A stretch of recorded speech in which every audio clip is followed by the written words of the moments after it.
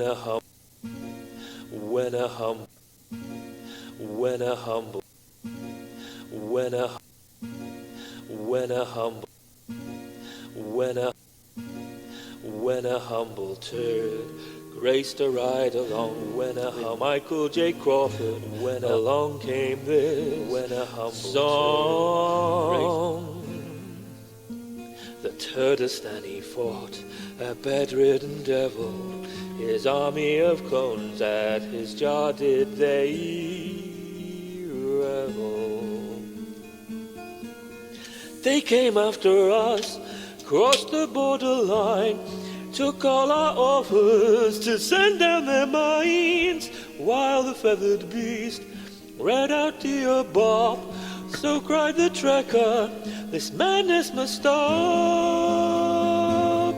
Toss a coin to your trekker, oh planet of plenty, oh planet of plenty, oh.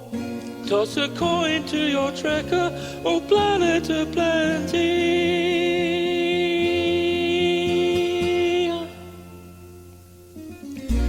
The vile Kurogans fled and hid what they had stole. Riorfan was shackled and kept in the cold. But he did not relent. The Turd King was hell-bent. He slayed the Kurogans, then to Bird's house he went.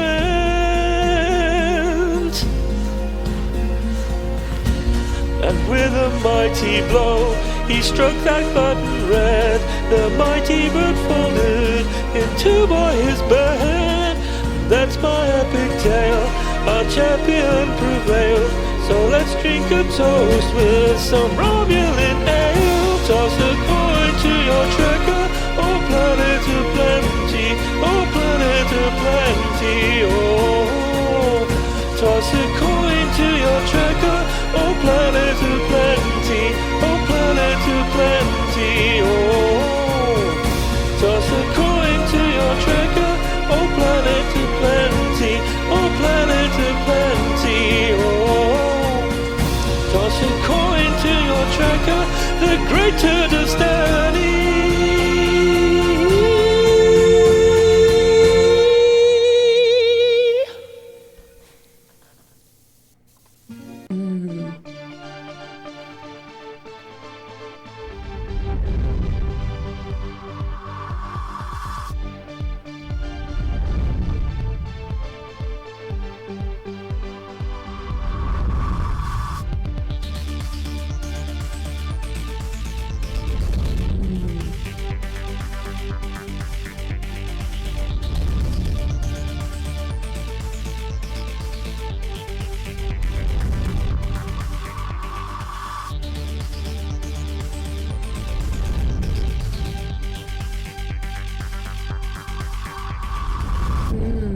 It's the anti-checker. We will return to your scheduled programming shortly, or we are currently experiencing technical difficulty. Hey guys, Michael J. Crawford, the Anti-Trucker here, and please let me know how I sound. I've changed the microphone setup substantially overnight, so it should sound much better than it has, but I don't know because I can't hear the live stream. So do let me know if it does sound better to you. Darth Maul was first in the house. Laughable Larry was second. Thomas says, hey. Jaeger Bomb says, quarters. Carlo says, hiya. Darth Rowan says, Horst. Vulcan Alpha says, greetings, humans. Thomas says, I'm down to one fish. 3 died in the last few days. I am sorry, Thomas. And yes, I understand. Keeping fish can be a challenge for sure. But I am truly sorry for your 3 losses. But the good news is fish are cheap, assuming they're like goldfish or something. Otherwise, man, if they're expensive fish, I'm truly sorry. Live with Matthew says, good morning, Checker and all. You should swap the intro with Aberjam's song so we don't miss any of it as we stream in. Well, you know, here's the thing, Matthew. Just be here on time. Yeah, maybe I should. But actually, we're working on, I haven't heard from Piano Dean yet, but I know that Aberjam and Piano Dean are collaborating on a new theme song, so I can't wait to hear it. Aberjam says, greetings, oh great Turtistani, speak of the devil, how you doing? Darth Ryan says, greetings, Lord Trekker, LOL, I notice you still sucketh at Irish names, and also you never changed my name in the credits. I demand we lead a revolution and install a dwarf instead of a hobbit. Yeah. Bird of Prey is saying the Krogan anthem is better anyway. I think that is demonstrably false, especially since you censored the Krogan anthem. Now, the original Krogan anthem was, of course, a masterpiece, and I wouldn't say as good as the Turtistani anthem, but up there. But, yeah, the censored version that you forced Aberjam at gunpoint to make as, and you still have him locked up to prevent him. You sicken me, Bird. You absolutely sicken me. Let's see. Tiki says, Major Grin put out a good Picard video. Jake Picard. That's another thing that I'm kind of... I haven't seen the Major Grin video, but I got to admit here, folks, I am a little frustrated with a lot of my friends out there who have already decided that Picard sucks without having seen it. And so... I'm tired of this. The funny thing is prejudice, which is what this is, judging something not on its merits, but on some kind of superficial opinion, is supposed to be kind of the opposite of what Star Trek is all about. And yet, boy, are we in the Phantom Menace embracing prejudice right now. First with The Rise of Skywalker, and now, of course, with Star Trek Picard. Of course, Star Trek Picard sucks because haven't you heard that Alex Kurtzman is a dick? You know what? I'm sorry. A lot of people said Gene Roddenberry was a dick back in the day. That doesn't mean the original series sucked, right? A lot of people think that, I mean, heck, look at Marina Sirtis' statements about how Republicans are unwelcome in the Star Trek universe. She obviously doesn't know Star Trek, even though she's in it, right? And so it's supposed to be an egalitarian society. The whole idea of Trek is to be welcoming to everybody, which, of course, the people behind Trek are not. But that's always been the case. The people behind Trek... and most of the people in Hollywood for a very long time have been these Batwoman crazy, far left progressive SJW nut jobs. And so the show could be every bit as bad as my friends in the Phantom Menace are saying, or it could be freaking awesome. But can we please wait until the show is out before we make up our minds? That's all I ask.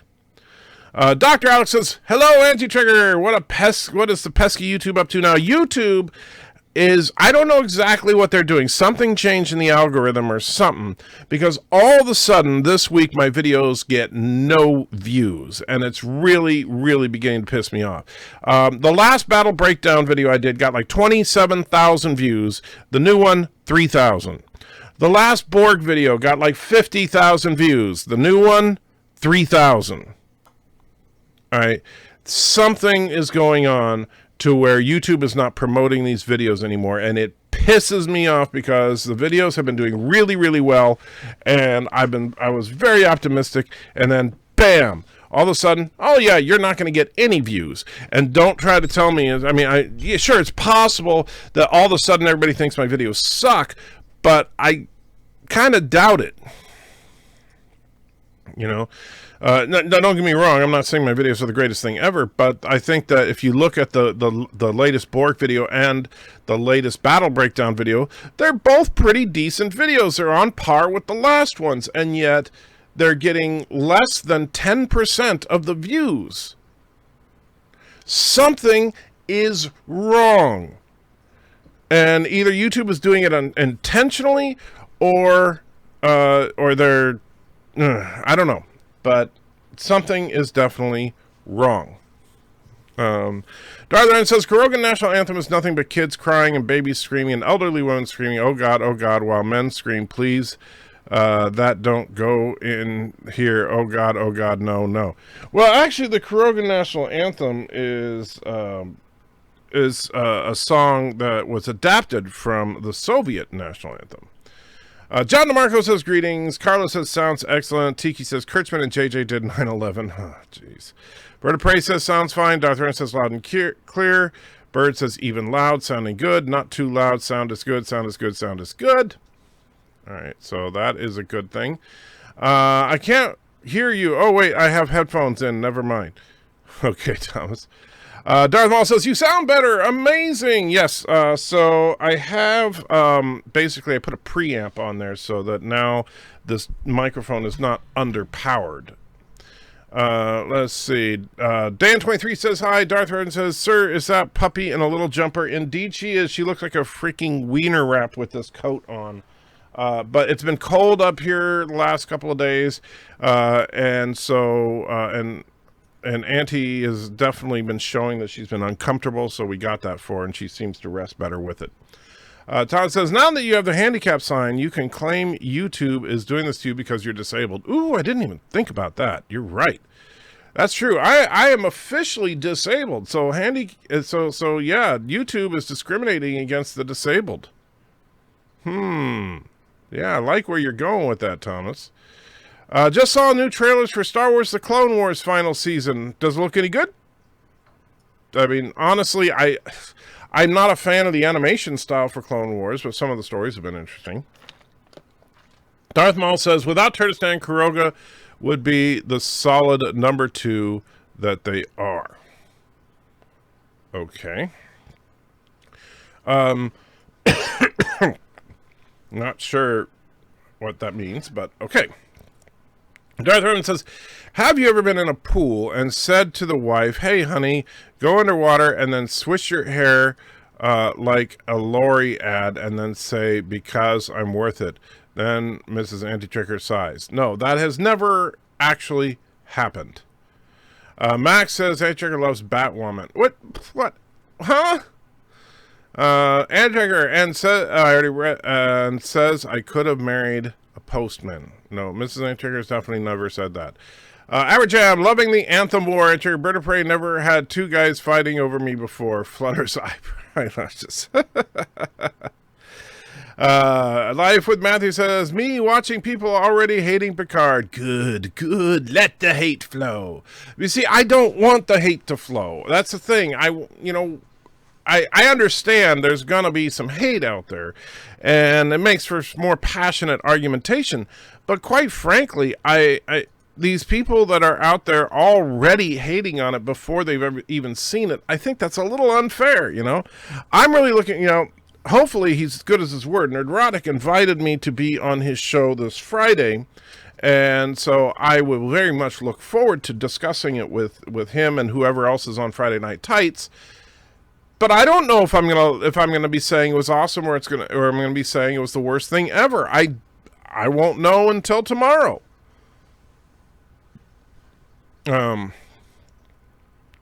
Anthem has a good rhythm to it. It really helps when breaking rocks in a gulag. Well, that's what it's for. Egalitarian unless you have the wrong ideas. Well, that's the problem now. Yes, and actually, even in the first 2 seasons of TNG, that's true as well. That's the problem, is that the producers of Discovery in particular, but also when we saw the first couple of seasons of TNG and stuff, they believe that diversity was superficial. That diversity is about your skin color and your sexual preference and stuff that we refer to as identity politics, right? Your gender and all that. That's what diversity is all about. And missing the absolute most important component of diversity, the diversity of ideas, the diversity of thought, the idea that we can enter into discussions from differing perspectives in order to come to a solution to an issue that is ultimately better than what someone on the left or someone on the right alone could possibly come up with. That's diversity. By the way, for tomorrow, I do have a very special bottle here that I will be opening tomorrow of Romulan Ale.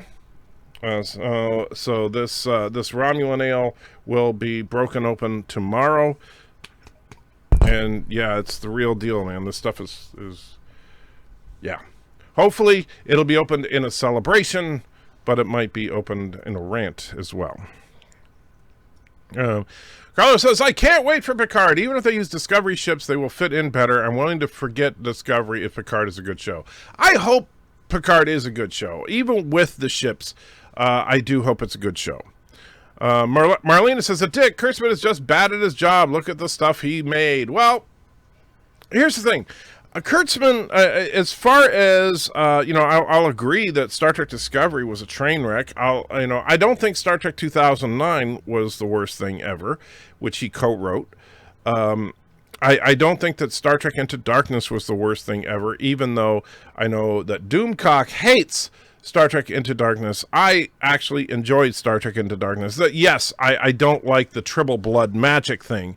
There are some stupid things in the movie, but overall, I enjoyed the movie. But Star Trek Beyond was an absolute train wreck. So I think Kurtzman's track record with me is mixed. And so, could be good, could be bad. We'll find out. And Thomas Potts puts $4.99 into the chat. Thank you so much, Thomas. And says, remember, DJ is supposed to get his rainbow unicorn outfit today. Everyone should tune in his stream today. Oh, yes. And Uber chat number 8. I don't even remember which one is that. Ah.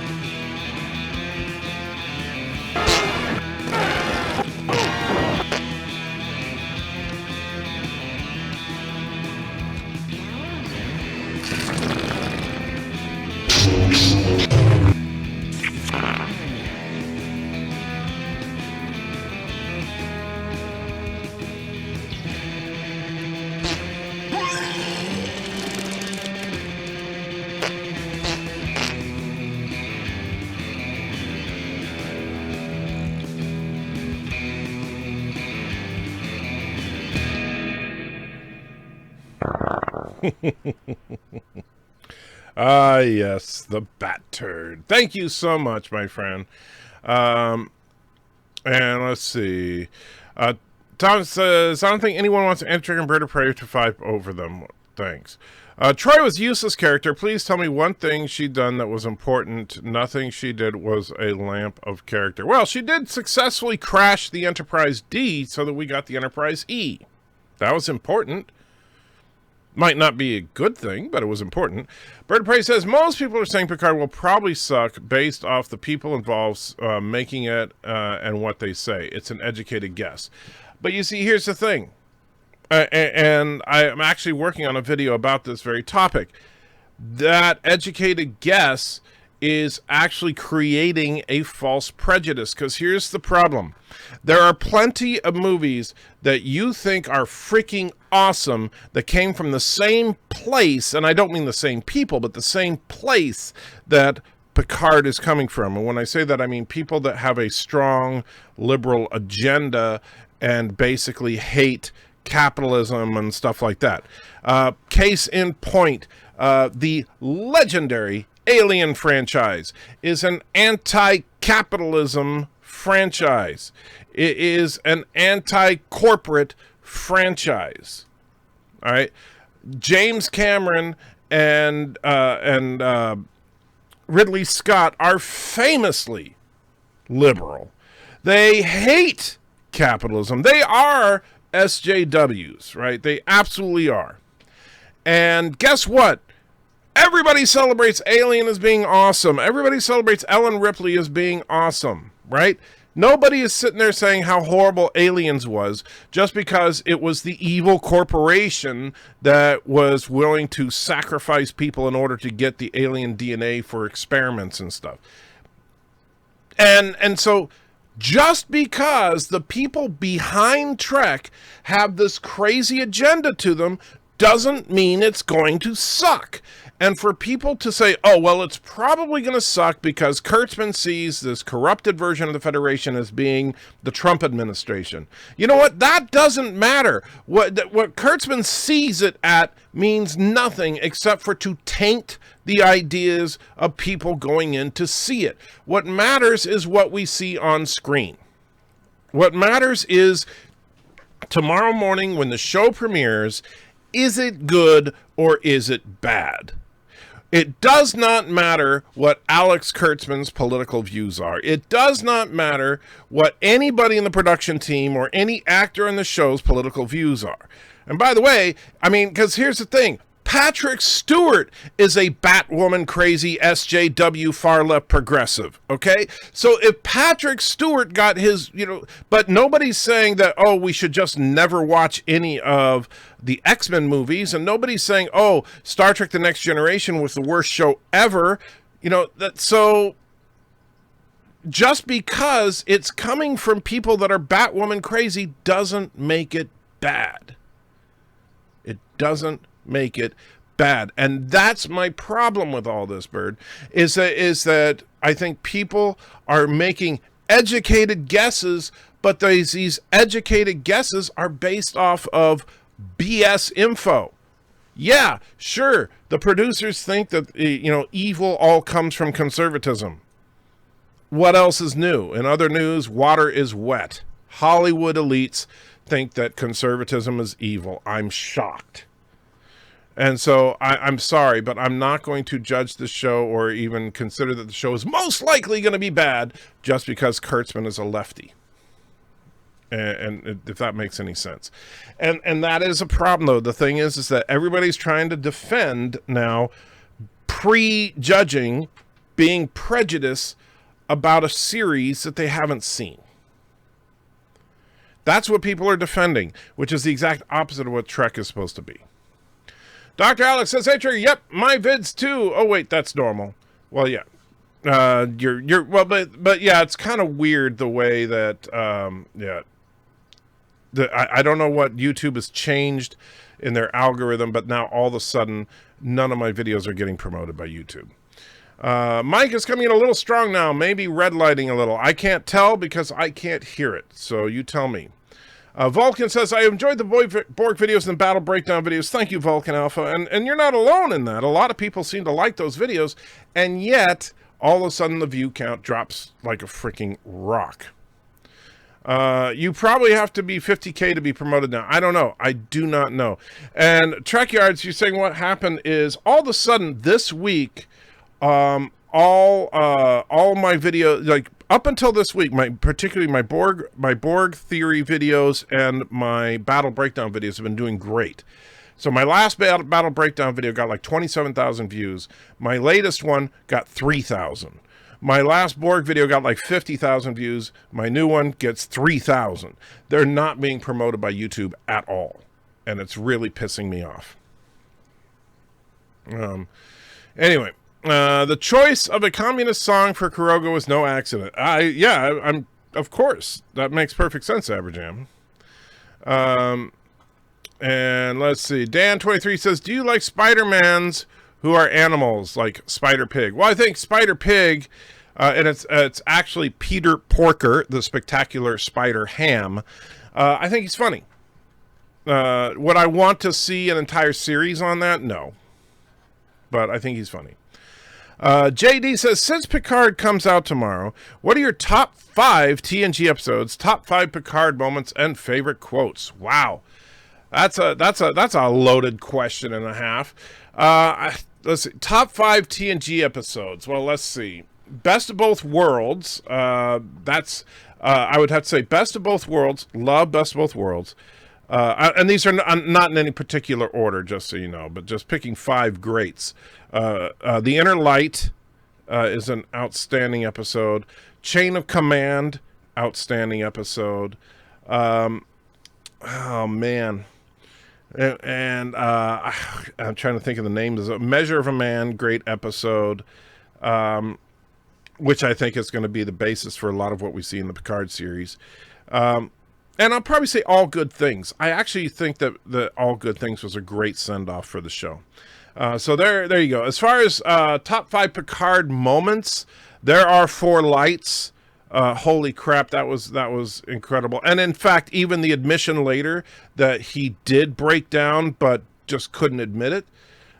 So that was just powerful. Obviously, when Locutus of Borg calls Riker number one, that was like, that was very disturbing. And actually, one of my favorite Picard lines does, in fact, I would say my absolute favorite Picard line comes from what I consider one of the absolute worst episodes of all of Trek, and that is Encounter at Farpoint, when Picard says, "If we're going to be damned, let's be damned for who we are." I love that line. So there you go. Rossonati says, hello, Anti-Checker. Let's just hope Picard is decent. Indeed. Yesterday, you'd mentioned that your views were down since last week. I thought it might be all the joke sarcasm with Kurogan she-mail since that came out last week. YouTube shenanigans. I don't think that our jokes about she-mails suddenly made it go down. But you never know. Possible. Maybe they think I'm hate speech now. But then my channel wasn't demonetized, which I know they demonetize hate speech channels. So I don't know. Somewhere in Generations, there's a 23rd century looking shuttle. Okay, I'll take your word for it. Any chance you and Bird of Prey would do a joint live watch? I don't know what Bird's plans are for tomorrow. And for me, I'm not even 100% sure when I'm going to be able to watch it. I'm going to try to watch it early because I'm going to try to put out a full-on review, not just do a live stream about it. Wait, are you saying you won't actually make a judgment on something without actually seeing it? How unhip of you. I know, terrible of me. Did you hear the rumors about Disney redoing the sequel trilogy? That is wishful thinking. I'm sorry, Dan. Ain't gonna happen. Dr. Alex says, I remember making excuses for Star Trek 2009 only when saw it, later realizing that by doing so I was demonstrating it was a subpar movie. Well, here's the thing. Star Trek 2009 is definitely not one of the great Star Trek movies. So I'm not trying to say that it's one of the greats, but I'm just saying I enjoyed it. It's like if I have nothing to do and Star Trek 2009 comes on, I'm not going to like cover my eyes and say, oh my God, my eyes are burning. It's not the worst movie ever. And so, oh yeah. And then here's something very scary from Thomas Potts. Yes, it's true. Lore Reloaded actually has a new movie. It's called Lore. I hadn't heard about that. Diversity means anything but white male. Africa is very diverse continent. It would be more diverse if the white people left. Well, you know what? Unfortunately, that's how some of these people think. And that's just, yeah, it's the opposite of diversity. Mr. Miles forever first, while I'm forever awesome, and the Phantom Menace forever anti-checker over shows not yet seen yet. Huh. Man, it'll be interesting to see what happens. In Star Trek Beyond, I don't understand why you would build Warp 4 USS Franklin after building the Enterprise NX, which is Warp 5. Well, because actually the Warp 4 USS Franklin came before the Enterprise, but the problem is the registry doesn't make sense because the Franklin is like NX 326, where the Enterprise is NX01. Most people say that it was basically rechristened the NX 326. But it actually had a different registry prior to the construction of the Enterprise. Like Matthew says, I agree about Troy. All she did was spoon feed info to the audience and give the crew an excuse to distrust someone without writing is good reason to distrust. Yeah, I tend to agree. Troy was not the strongest character. Captain Foley is in the house saying hi. At least I assume that's Captain Foley. Good to see you. How many times are you going to rewatch Star Trek Picard? Depends on how in-depth I need to get with the review or if I'm really looking for some details. Trekyard says, good man, not sure why. Isaiah Amos says, was The Next Generation the most liberal show on television at the time it came out? I think it was. Most shows on television at the time, we're talking about the mid 80s, most shows did not have a political agenda to them. Like now, every show has a political agenda. It's like I was talking to someone about this yesterday. It's like every single show is like the same freaking show. It's like NCIS emergency Magnum whatever, right? And so all these shows are the same thing, where something bad happens, a group of people meet in a room with some computers, and they work for someone who is almost invariably a female who complains about how hard it is to be a female leader, even though everybody apparently is a female leader, and then they go out and solve the crime incident, whatever it is. Darth Maul says, I can see Starfleet becoming pessimistic because of the Borg, the Dominion War. TNG era was a mindset to create this, my opinion. I think there's a lot to be said about the idea of a corrupted Starfleet, especially, and the funny thing is, and guarantee you, I need to re-record my video to include this because it's something I was thinking of. I guarantee you that some people are going to say that because of the negativity, because of the fact that Starfleet is corrupted, that Starfleet is no longer this perfect organization, that flies in the face of Gene Roddenberry's vision and everything. But I'm sorry, how many freaking times in Star Trek The Next Generation, please give me an example of a competent and morally good Starfleet admiral. Outside of maybe Admiral Hansen. I mean, most time the Starfleet Admiralty is portrayed, and Starfleet Command in the TNG era is generally portrayed as being morally bankrupt and corrupt. And so this is nothing new. Darren says, good morning, we still bitching about Picard. Indeed. Tomorrow morning, yes, Picard premieres tomorrow. The official premiere time is 12:01 a.m. Pacific time, which is 2 in the morning for me. I don't know that I'll be up that late, but I will try. Looking forward to first review, Star Trek Picard. Thank you, Captain. Tiki says, good to see you, Foley. And U.S. East time, no, it's 12:01 West Coast time. Can you, and let's see, Trekkard's asking Life with Matthew for an email about something. Thanius is West Coast. I already answered that. Is it a bad thing for you to come out in the morning, unlike how Discovery come? Is it a bad thing for it to come out in the morning, unlike how Discovery came out in the evening? I think it's a good thing, but that's just because earlier access is a good thing in my opinion. I think that it's good because you'll have the content creators like myself, Nerdrotic, Doomcock, I'm sure, will be watching it as early as possible to get their reviews out so that for the masses, so to speak, on Thursday, they can watch the reviews and decide if they want to see the show. Carl says, remember CGI makes everything good. Oh, no, not like the good stories or the good old days. CGI brings back to you as good story and characters. Yeah. CGI is, and I don't have a problem with CGI. I think good CGI is an excellent way to do special effects, but I also think that we need good stories. Even RoboCop is very political. Well, RoboCop does a lot of political satire, but RoboCop doesn't hit you over the head with a political message, except that, it's a big evil corporation, much like Alien. And that's the thing. It's about good writing. Darren says, by we, I mean people whose names don't ride with Panty Wrecker. Okay. Not sure what he was talking about. We. The educated guesses are based on Star Trek Discovery and Short Treks, except that Star Trek Discovery and Short Treks are not the same show. That's the thing. You're making educated guesses based on an unrelated work. And, I understand that, you can say, well, they made crappy Trek before. That's true. But that doesn't mean that this is going to be bad.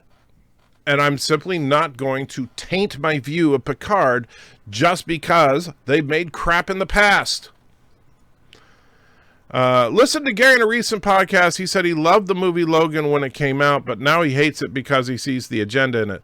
That shows his bias and makes me sad for him. Well, I haven't seen that particular podcast, so I won't comment on it. But here's the thing. I think that every movie has a bias of some kind to it. But here's the thing. Just because it has a political bias doesn't make it good or bad, and that's the problem. Panty Wrecker was your Mirror Universe double, says Darren with a $2 super chat. Really? Really? Panty Wrecker is my Mirror Universe double? All right, I'll wow. Just wow. I'm not going to even touch that. Darren, thank you for the $2, and there's the little fanfare for you. But Yes, you are a sick man, Darren.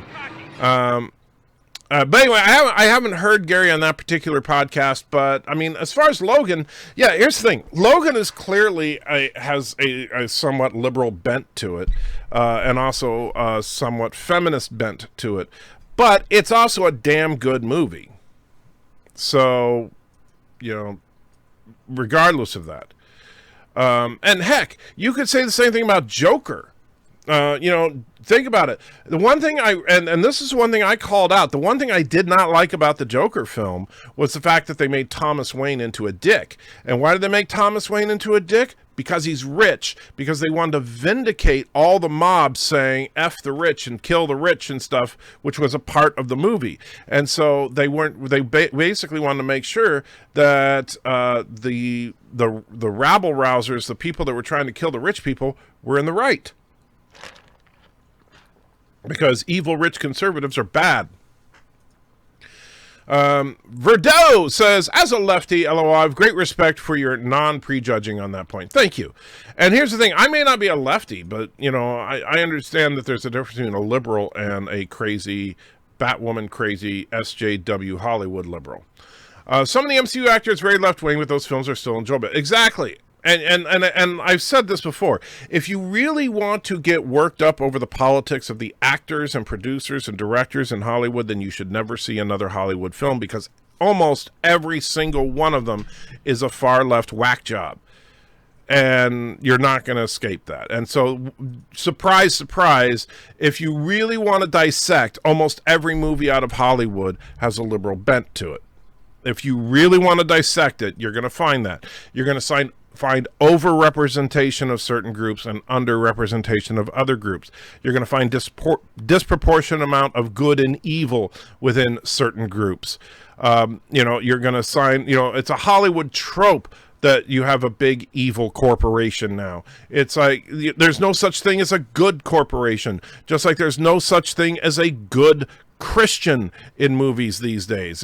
Or at least it's extraordinarily rare.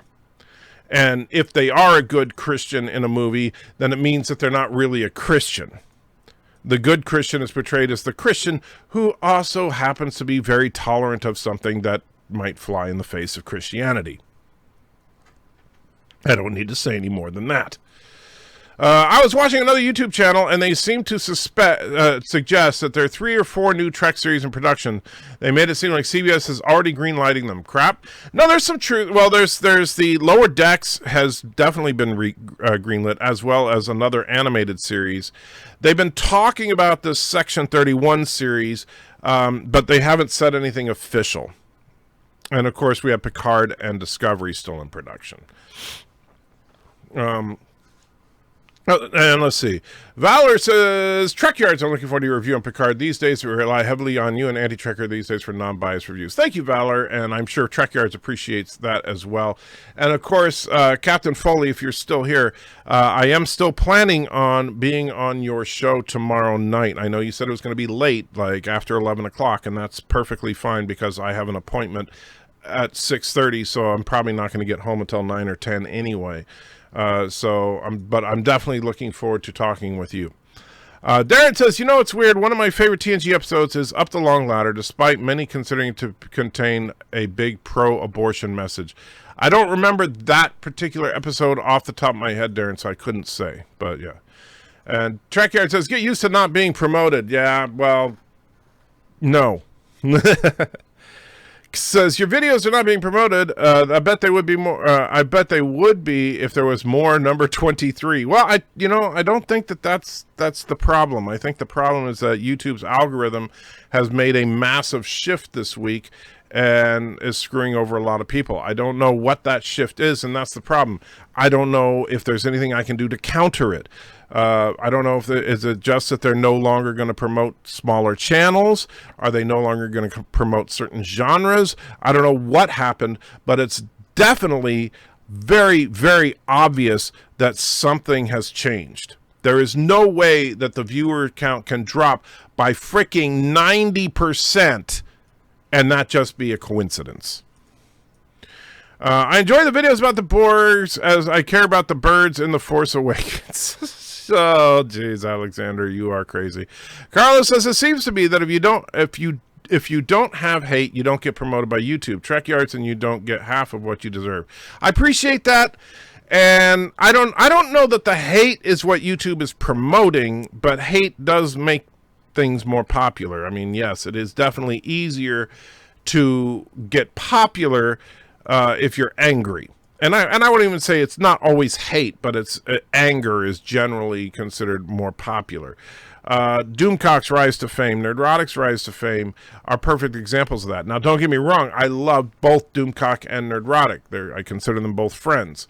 That being said, yes, their channels are built on a certain level of negativity. Admiral Saval says, yo, how you doing, Admiral? Alexander says, demand anti-Trekker something film Barbie. Marlena says, it's not just about the politics. You know, Discovery short treks are bad story-wise. That's true. But again, this is a different... First of all, the short treks, honestly, hit and miss for me. I know some people just blanket hate them. I don't. You know, like I even said, like Trouble with Edward, I'm really torn on that one because on the one hand, it's an insult to Trek canon. On the other hand, it's genuinely funny. It's actually a good parody of Trek. It's just that it's supposed to be canon, which doesn't make any sense. I actually thought that Children of Mars was well made overall, except for that one shot. I enjoyed it quite a bit. So, you know, the Q&A was the worst to me because of what they did to Spock in that elevator. Ugh. Darren says, my new video got 28 views. I haven't seen it yet, Darren. I saw you did a video about Miles, and so I hope that it grows beyond your wildest expectations. Carlos says, I say to everyone that Trek Yards, Anti-Trek, and Bird of Prey are the best YouTube channels for Trek and fun. Thank you, Carlo. I appreciate it. Che Ragnar, I can't even pronounce your name. You'll see they'll use this show to patronize the based and indoctrinate our children to their woke BS. So you've seen the show, or you're just saying that because you're convinced that that's their agenda? And don't get me wrong, I'm not saying it's not their agenda, but unless you've seen the show, quite frankly, you're speaking from ignorance. And so yeah. You can commit no error and still lose. It's not a weakness, it is life. Picard has some great speeches in the Drumhead. The Drumhead was a great episode. I didn't think of that one. Patrick Stewart, Che, there's no need to be name calling, okay? Don't get me wrong. I know these people are crazy, Batwoman crazy, SJW types, but we don't need to stoop to their level and be insulting. And let's see. Darren says, I think the powers that shouldn't be in entertainment industry will get tired of not making as much money and things will start moving out of this current dark age. I hope you're right, Darren. I think that eventually it will, but at what cost? You know, that's what scares me, is that what happens is, okay, so if Hollywood begrudgingly stops making liberal agenda films, are they going to purposefully make crap and say, see, this is what you wanted, you know? Alexander says, the She-Male Army of Bird of Prey. What is your obsession with she-males, Alexander? I really don't understand it. Yeah. Darren says, Patrick Stewart is a knight. Remember when you guys used to get knighted for courage and valor? Yeah, me neither. Yeah, I know. What makes a good knight for my British friends? I mean, what makes a good knight? Just that Patrick Stewart? Really? Dreckhard says, Andrew, you aren't going to prejudge something. How unfan a menace of you, for shame. Stop it. Picard is coming. Your liquor cabinet fully stocked. I have this right here just for the occasion. A bottle of freshly mixed Romulan ale that I will in fact crack open while watching Picard, either to toast its success or to mourn what it could have been. So yes, 2009 film was fun. I actually enjoyed 2009. I did not think it was the greatest film ever, but I enjoyed it. Average, speaking of all the time greats, Chief Chris Eccleston's face-to-face with chained-up Dalek in Season 1. Best acting in all of Who. I don't think there's a single emotion left untouched. I actually, that episode, I think the episode was just called Dalek, and I really liked that episode. We'll never let the Phantom Menace attack you. We support you against them. Thank you, Alexander. And keep in mind, technically, I'm considered a member of the Phantom Menace. So, yeah. And let's see. Bird of Prey says, Gene Roddenberry was dead set on Troy having 3 boobs, but DC Fontana talked him out of it. I did not know that, but you know what? They probably should have kept it. Make her, why not? Spock had his pointy ears. Troy has her 3rd boob. Why not? Registry numbers are meaningless and make no sense. I don't know if I would say that, except that I don't like the 5-digit numbers, and they should have stuck to a system that made sense, but yeah, they kind of didn't. Dan says, in Star Trek V, do you like the chair on the Klingon bridge that rotates around with Spock sitting in it? That's not bad. I'm never, the Klingon design aesthetic has always been to be like very rusty and dirty, basically. I prefer generally the Starfleet aesthetic over the Klingon aesthetic, but that's not the worst. That chair in Star Trek V is definitely not a negative about the film. There are plenty of other things to pick on. Trusted says Star Trek 2009 was not a great Star Trek movie, but it was a fun sci-fi movie. No more, no less. Can't really argue with that. Troy was almost as annoying as Tawny Madison in Galaxy Class Quest, but can you imagine a Betazoid captain? How would you outsmart one of those? Yeah, that was actually a Betazoid. They really would be interesting. Betazoids are kind of OP if you think about that one Betazoid that was a professional negotiator. Why don't Betazoids rule the galaxy with their empathic abilities, really? Sonia Gomez was a very strong character in TNG. No, she really wasn't. She was in 2 episodes and did not do anything of any real significance, but thank you. Will your Picard review be titled, Is Picard Worse Than Herman Schmeckelbeck? I don't know what I'm going to call it yet. Depends probably in part of what my initial reaction is. I'm not going to, am I going to call it Picard is the worst Star Trek show ever? Probably not, but, we'll see. I don't like the USS Franklin, just confusing. I tend to agree. I don't like the way they did the registry there. That was a big ball drop there. Wesley says, greetings, turds, birds, and crazy people. Hey, Wesley, and we got our share of all of those. Says, the Federation had hardly any good admirals. Even Admiral Kirk broke the law. Yeah, that's the thing. Admirals in Star Trek are almost universally, not in the original series as much, but starting with the film era, admirals in Star Trek are pretty much universally portrayed as broken, corrupt, and sometimes outright evil. And even Admiral Hansen, who really didn't do anything wrong, was fantasizing about his staff in a very inappropriate way and admitting it. Live with Matt says, the video I have on the back burners is exactly on the way Star Trek, especially TNG, had their leaders of each race act opposite of stereotypes, i.e. Klingons were dishonorable. Interesting. Admiral Akbar is considered to be an honorable fish. Well, that's just a trap. Everyone in the entire universe, without exception, wants MCU Aunt May naked now. I don't think that's true. Juan says, people claim the Star Trek future is socialist, but I saw it as a hopeful Norman Rockwell society where we've learned to be civil and hopeful with a post-scarcity economy. Well, hate to break it to you, but it depends on which series you're watching. I would agree with you on that as far as the original series, but Next Gen, yeah, they're trying to push a socialist agenda. However, in Deep Space Nine, they kind of drop that.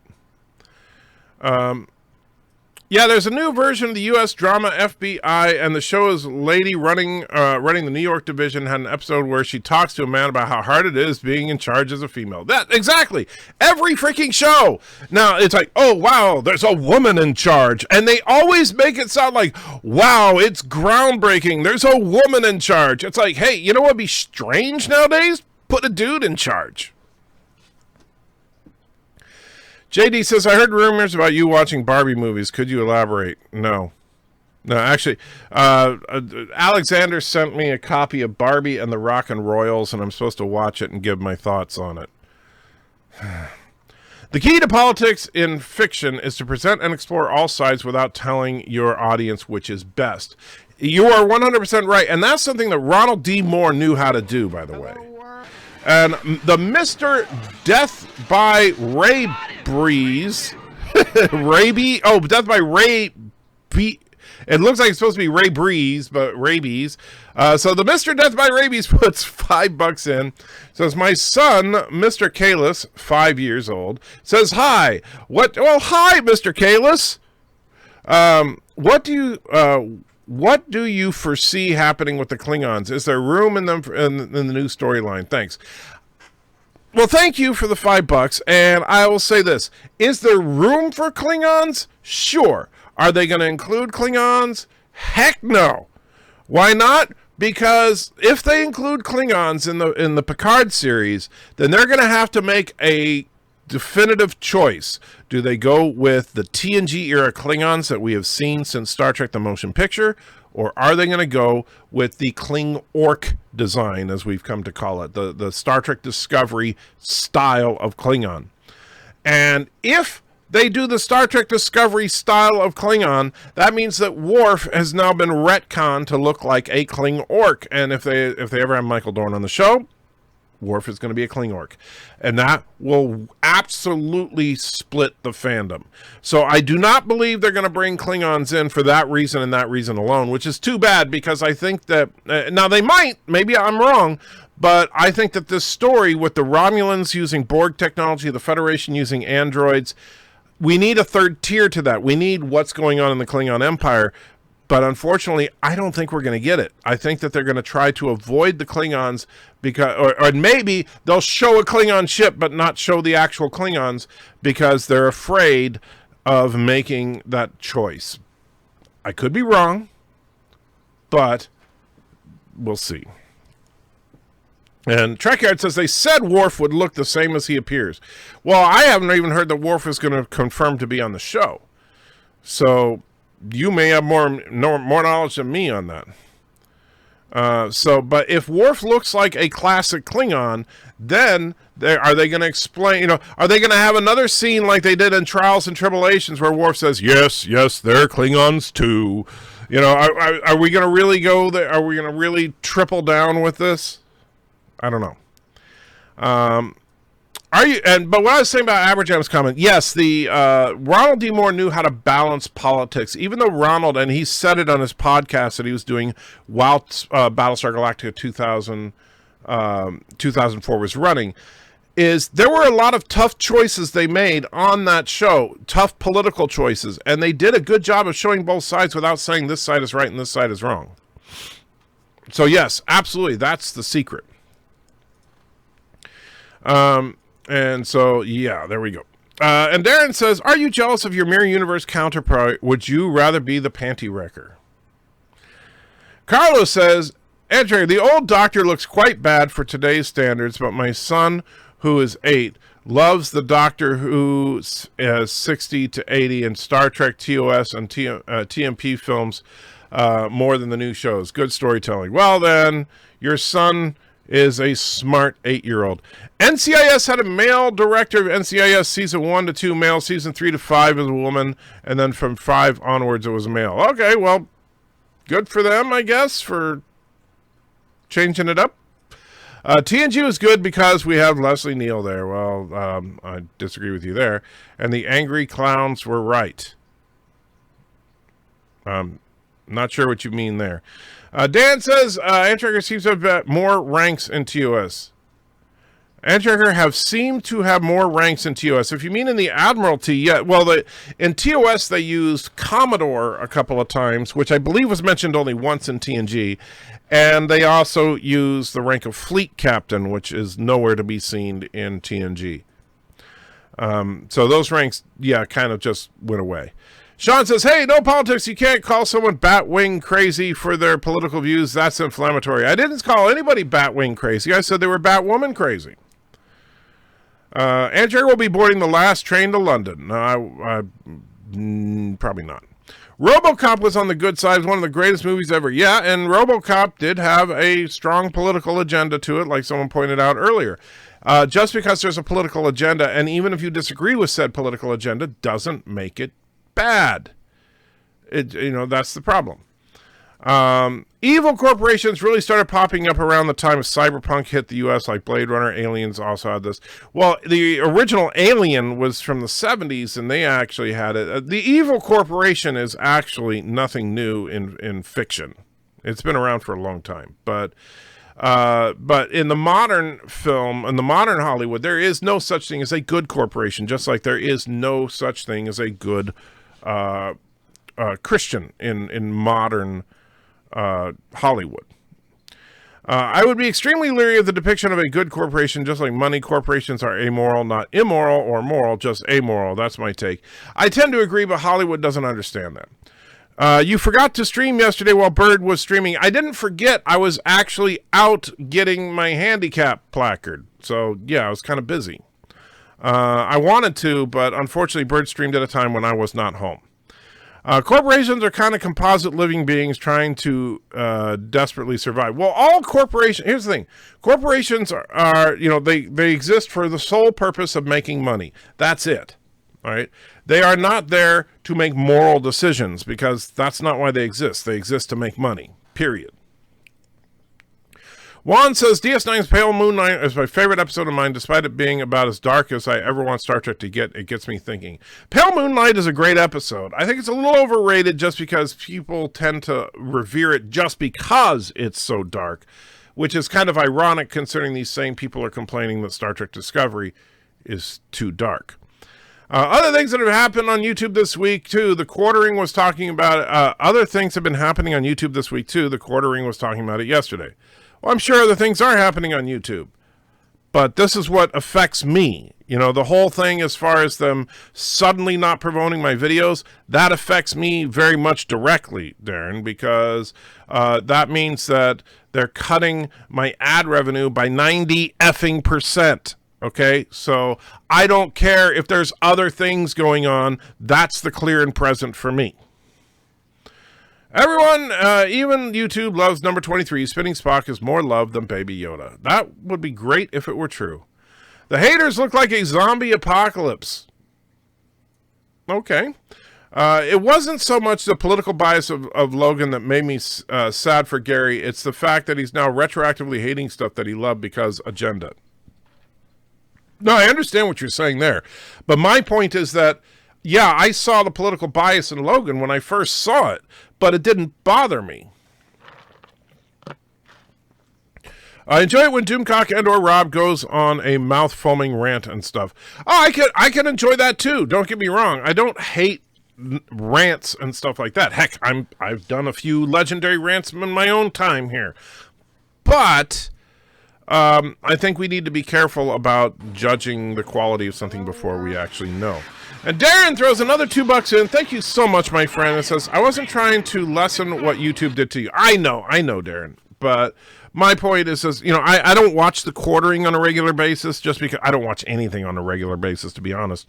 So I genuinely don't know what else is going on as far as what's changes at YouTube. But I do know that this algorithm shift, whatever the hell they did, is absolutely killing me. And I am more than a little concerned about it. Their anger comes from the love of great past franchises, and that is why I can appreciate their anger, and I respect it, and I'm with it when vindicated. That's the thing. And you may not know this because depending on how long or how many of my videos you've seen, I have done I did a 20-plus part review of The Last Jedi, and believe me, I was not kind to that movie. All right, so I've gone off on Star Trek Discovery more times than I care to count, including just screaming to the point of going hoarse. All right, so I absolutely respect and appreciate and agree with them on their anger of these over these franchises. That being said, you can't do that before it comes out. You can't sit there and judge Picard before it comes out. Yes, it's true that you can say that, I'm leery of Picard because Kurtzman is behind it. I've said that. But that being said, if you go into Picard already expecting it to be trash, you will find reasons to hate it when you're watching it. And that's my big concern with some of my friends in the Phantom Menace, is that they're going to go into Picard, just like with Rise of Skywalker, basically already having decided that it sucks, so looking for things to suck. If you're looking for things to suck, you're going to find them. TOS had a Klingon grenade in one episode, and a grenade launcher thing in another episode, and an insurrection. Worf uses a rocket launcher thing. Do you wish this stuff was seen more? I'd be curious about it was actually a photon grenade, that launcher that Kirk used. I don't remember the Klingon grenade, but as far as that kind of stuff, if it makes sense, use it. If it doesn't make sense, no. Bird says, Q&A was written by Michael Chabon. Michael Chabon, the showrunner, Picard Season 1. Okay. That's still, that's the thing. I understand where you're connecting the dots there, Bird. But that still is not conclude. I mean, you're just showing circumstantial evidence that it is possible that Picard Season 1 will be a train wreck.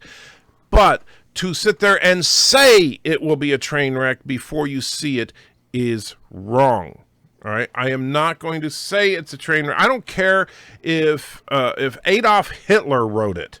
All right, that maybe he got lucky this one time and wrote something really good. Right, I do not care about the behind-the-scenes drama, because you know what? There has been behind-the-scenes drama for everything you love that's come out of Hollywood. And like I said, if you really want to get down to it, Alien is a liberal agenda series of films that everybody loves. RoboCop, as someone pointed out earlier, is a very liberal agenda film that everybody loves. All right, so it's just because these people are lefties and may have produced stuff that sucks in the past does not mean this is going to suck. Alexander says, my channel's on the way. You will all like it. Well, we'll find out about that. Children of Mars bothers me. Civilian fashion in the 24th century is now especially identical to fashion in the essentially identical to fashion in the 23rd century. Well, that's something that Star Trek has never done well, is civilian clothing.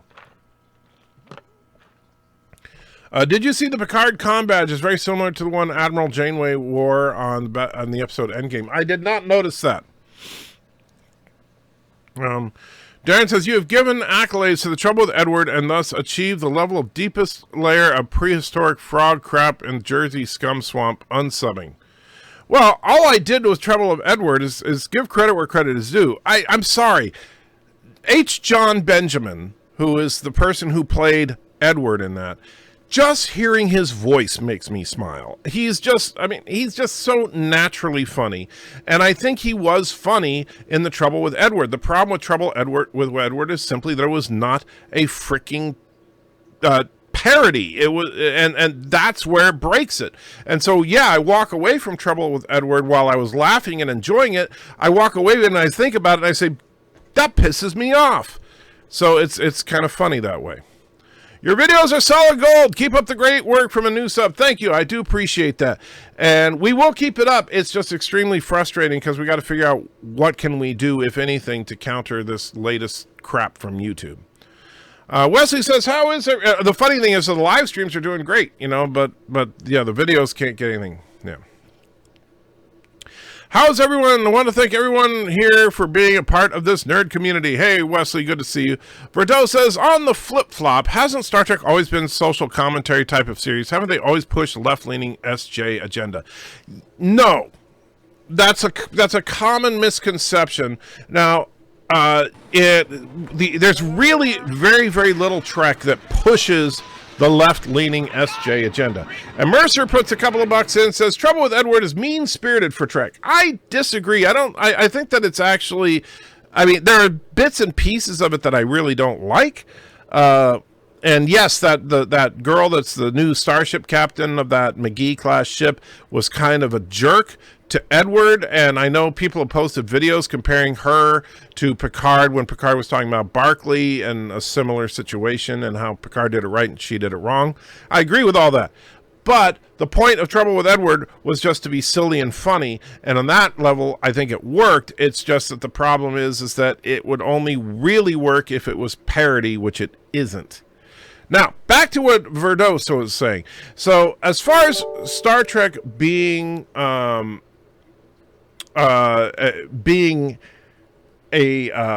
SJW type of agenda series all along, no. If you look at the first season and a half to 2 seasons of TNG, yes. However, if you look at the rest of Trek, not including Star Trek Discovery, generally no. And so, the problem is that now the first 2 seasons of TNG very, very left leaning, and that's when Gene Roddenberry had the most creative control. Gene Roddenberry was definitely a far left SJW nutbag, and that's his prerogative. He can do that. But well, he's dead now. But that's not, what the bulk of Trek is. And in fact, as I mentioned in my Jem'Hadar video, in Deep Space Nine, they did a complete deconstruction of that SJW aspect of the Federation. And, they really ripped it to shreds. And Good T Nice House throws $5 Canadian in there, says thank you so much. So newsflash, Patrick Stewart was on The View, asked Whoopi on behalf of Alex Kurtzman if she would like to join them for season 2. She said yes. Oh, good. So we'll have Guinan come back and have to explain why she looks older, even though El-Orians supposedly live forever. But, okay, whatever. Guinan was never my favorite character. But am I going to freak out if she's there? No. Anyway, but and thank you, Good T Nice House. I truly appreciate it. Carla says that Nerdrotic was talking about William Shatner as being perfect and always loved Star Trek, but he hated it for years and upset lots of fans. Just pooped on Patrick Stewart. Well, I'm not sure. I'm not going to comment on Nerdrotic stream that I haven't seen. Gary's a friend, but I don't know what he was saying in context or anything. So wouldn't be fair. Douglas Tarbox says, hi there, Anti-Trekker. How you doing, Douglas? Is that from Italy? I will not confirm or deny that my Romulan ale is from Italy. YouTube didn't propose to me again forever. Didn't propose to me again forever computering. That's why I've not been able to ask or not propose. I've been able to ask to not propose Nerdrotic. Okay. Not sure what your point there is. Averages says, in my book, a giant 7 of 9 poster and a box of tissues is what makes a great night. Wow. Oh, man. Yeah. JD says, I don't understand why Picard shouldn't be given the benefit of the doubt in regards to it being good, considering Patrick Stewart's Trek legacy and writers like Kristen Bayer. Well, I don't know Kristen Bayer's body of work, so I can't speak to that. However, but Patrick Stewart, yeah, I mean, obviously they got the man to play the part, and so hopefully it's good. But you know what? Just like I said before, when people were saying, oh, it's funny because a lot of people are saying, well, Star Trek Picard will obviously be good because Patrick Stewart's in it. That's just as unwarranted as saying it's going to be bad because Kurtzman's producing it. Just because Patrick Stewart is in it doesn't mean that it's good or bad. It just means that he's in it. I'm glad he's in it, but yeah. Let's see. I'm not sure any effort.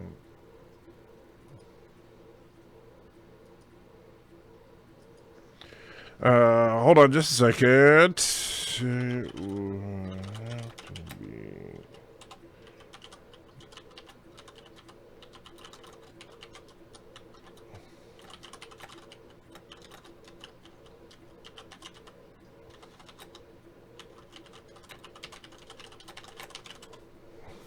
All right, so back to the chat. Carlos says, good night. Now, as someone who respected by the people, their reactions, Picard was seen as hope. I'm hoping that we get some more of that good old Picard hopefulness. I truly do. And let me see. So Thomas says, Picard clip from CBS. Okay, is it? So what is going on? So Picard talking to some chick. You've never spoken about your departure from Starfleet. Didn't you, in fact, resign your commission in protest? Tell us, Admiral. Why did you really quit Starfleet? Because it was no longer Starfleet. I'm sorry? Because it was no longer Starfleet. Well, that's the thing. So Picard quit Starfleet because it was no longer Starfleet. I don't know if you guys could hear that okay. But if that's that's fine. And notice, it's not like he said, because they're like Republicans. Now then I would get pissed off. But if he just says, because it's not Starfleet, it's been corrupt, blah, blah, blah, blah, blah. Okay, fine. Sir Patrick did a great Sir Kay on Excalibur. Indeed, he was great in Excalibur, and he was also great in Dune. How is pointing out two cars speeding at each other and yelling stop promoting hate and anger when all you're doing is trying to call out what will happen regardless of my objectivity? Not sure what you mean there. Rambling Canuck says, to be given the title Sir by the Queen is more of an honor and kind of lifetime achievement award at this time. I know. I get that, Rambling Canuck. I do, but... And that's the problem is that it's supposed to mean something bigger than that, at least to me. And by the way, Captain Foley, I don't know if you're kidding around saying you'd like to be on Nerdrotic, but I'll put in a word to him when I talk to him next. If you're being serious, he'd probably like to have you on. Alexander says, we all want Demora Sulu naked. Of course you do. Troy didn't get her 3 boobs, but now Worf has his 2. Oh. Yeah, well, that's sad, but possibly true. And man, am I far behind in the chat. But Marina had the boobs for it, if you say so. What makes a good night? What is being married to a loving and caring woman, for example, Mrs. Anstrecker? Well, being married to Mrs. Anstrecker just makes life bearable. I'll tell you, with all the pain and all the crap I've been dealing with, yeah, being married to Mrs. Anstrecker makes it all worthwhile. Starfleet register numbers annoy me. Anything with more than 4 numbers, I have trouble remembering. Problem is, registry numbers that make sense would have required planning. Yeah, I know. That's true. A lot of the people in the UK don't like the Queen, and she knights people. Then people don't care who gets knighted because they don't like the Queen. Well, that's a problem. And then, of course, Alexander says the Final Frontier is a masterpiece, and the chair in the Klingon ship was a G. And then it says, great idea. Okay. What is the greatest film ever? Tan, that's a tough one. It varies from time to time, but right now I'm going to go with the Lord of the Rings trilogy. That's just what I'm going with right now. But tomorrow I could say something different. Generally, I usually say the greatest film ever is Braveheart, but Braveheart hasn't aged as well as the Lord of the Rings trilogy. The most insidious Starfleet admiral of all time is Admiral Janeway. Just ask SF Debris. Yeah, he is. I do like SF Debris' take on Janeway. Do you like when a TV show has a lot of episodes with too many similar titles? Well, obviously, no. That's too many would indicate a negative. Do you like Reddit? Don't care about Reddit. Never spent any time on Reddit. A lot of people talk about Reddit. I don't know jack about Reddit. Jeff Franklin's in the house saying hi. How you doing, my friend? Alexander says, in Jonah Hex, there's no corrupted admiral. It's not a Star Trek show. Do you know what they'd never do on Star Trek? Have a German as the captain of a starship or even a member of the crew. Well, we haven't had one yet, but you never know. I don't want to see Aunt May, a naked Aunt May. I think more people want to see a TNG Klingon naked more than Aunt May. I don't know about that, I They said Worf would look the same if he appears. I'll I will believe that when I see it, but I think they're just not going to show Klingons to avoid the controversy. Sci-Fi Sis says, hello there, Trigger. How bad is the Picard show? I don't know. Ask me tomorrow. Darren says, I think Secret Hideout has already split the fandom with the Klingorks in Star Trek Discovery. Changing Worf's makeup would further cement the divide. I agree. And that's why, if they do in fact have Worf show up, but here's the problem. If Worf looks like a traditional Klingon, they're going to have to establish that either Discovery is in an alternate timeline or the Klingons changed again. And so I don't know which they're going to do, but, they're going to have to make a choice. What did you think of the weapon fired by the Klingon attack cruiser in TNG Redemption? We never see them use that weapon again. I'd have to. I can't remember that particular weapon. You'd have to give me a little more detail than that, Dan. The Angry Clowns and Joker. You were talking about the Angry Clowns and Joker. Okay, I agree with RoboCop. Of course you do. Any opinions on Matrix 4? Whoa. I don't know. If and when the Matrix 4 comes out, I'll judge it then. But as far as opinions on the making one, could be good, could be bad. Matrix opens itself up to a naturally you could do sequels. And unlike in other franchises, you could actually do prequels that would make sense. Since we know that Neo is the 6th anomaly, we could see some of the other ones. But yeah, I'm not opposed to a Matrix 4, but I'm also not thinking that it's a necessity either. Truckswary says, hey, Anti-Trigger, I love the Trek since the 70s, and I share your pain about Discovery and the state of Trek now. I loved your cartoon where you gave Discovery the boot. Thank you, my friend.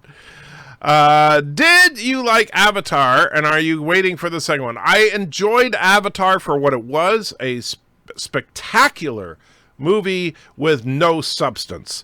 I enjoyed it, but I didn't love it like a lot of people. But am I waiting for the second one? No.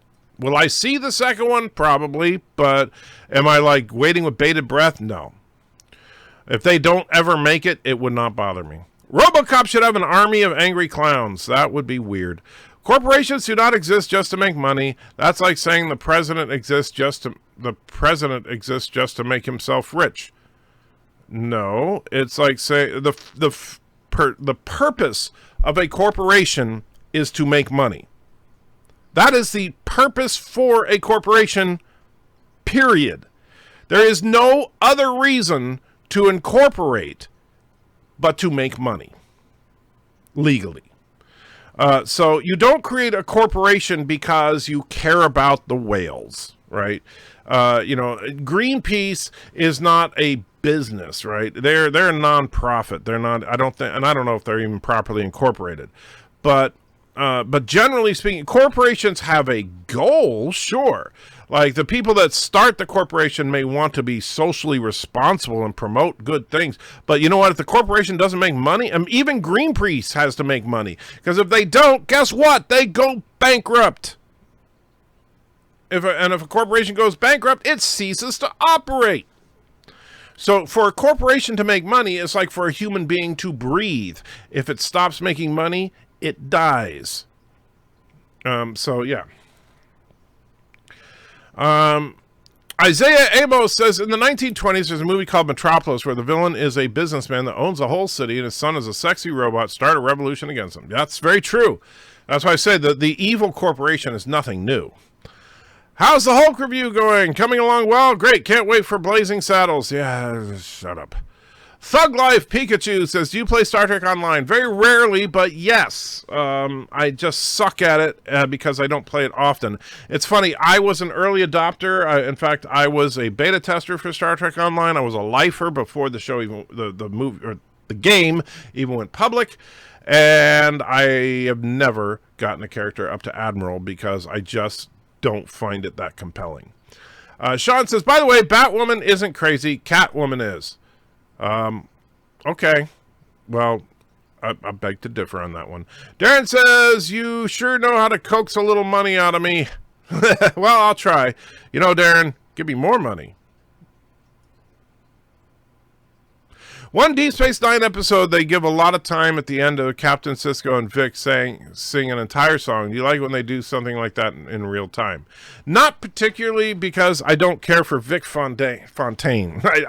You know, when they sidetrack a show by having a musical performance, they do it for one reason and one reason only: to try and get an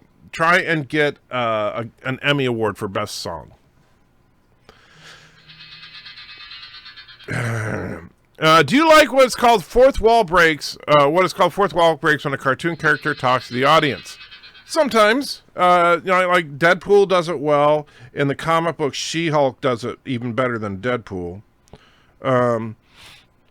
Okay, so this is the Klingon weapon from Redemption. Okay, so I see a Vorcha-class cruiser firing something. Okay. So they have like an experimental weapon. Is it more powerful than anything they've done before, or is it just a different special effect? Because if it's just disruptors with a different special effect, well, then it just means that's the only time it looked like that, because the visual effects team changed their ideas. That's like suggesting that the Dominion weapon we see in the Jem'Hadar episode is different than the Dominion weapons in other episodes.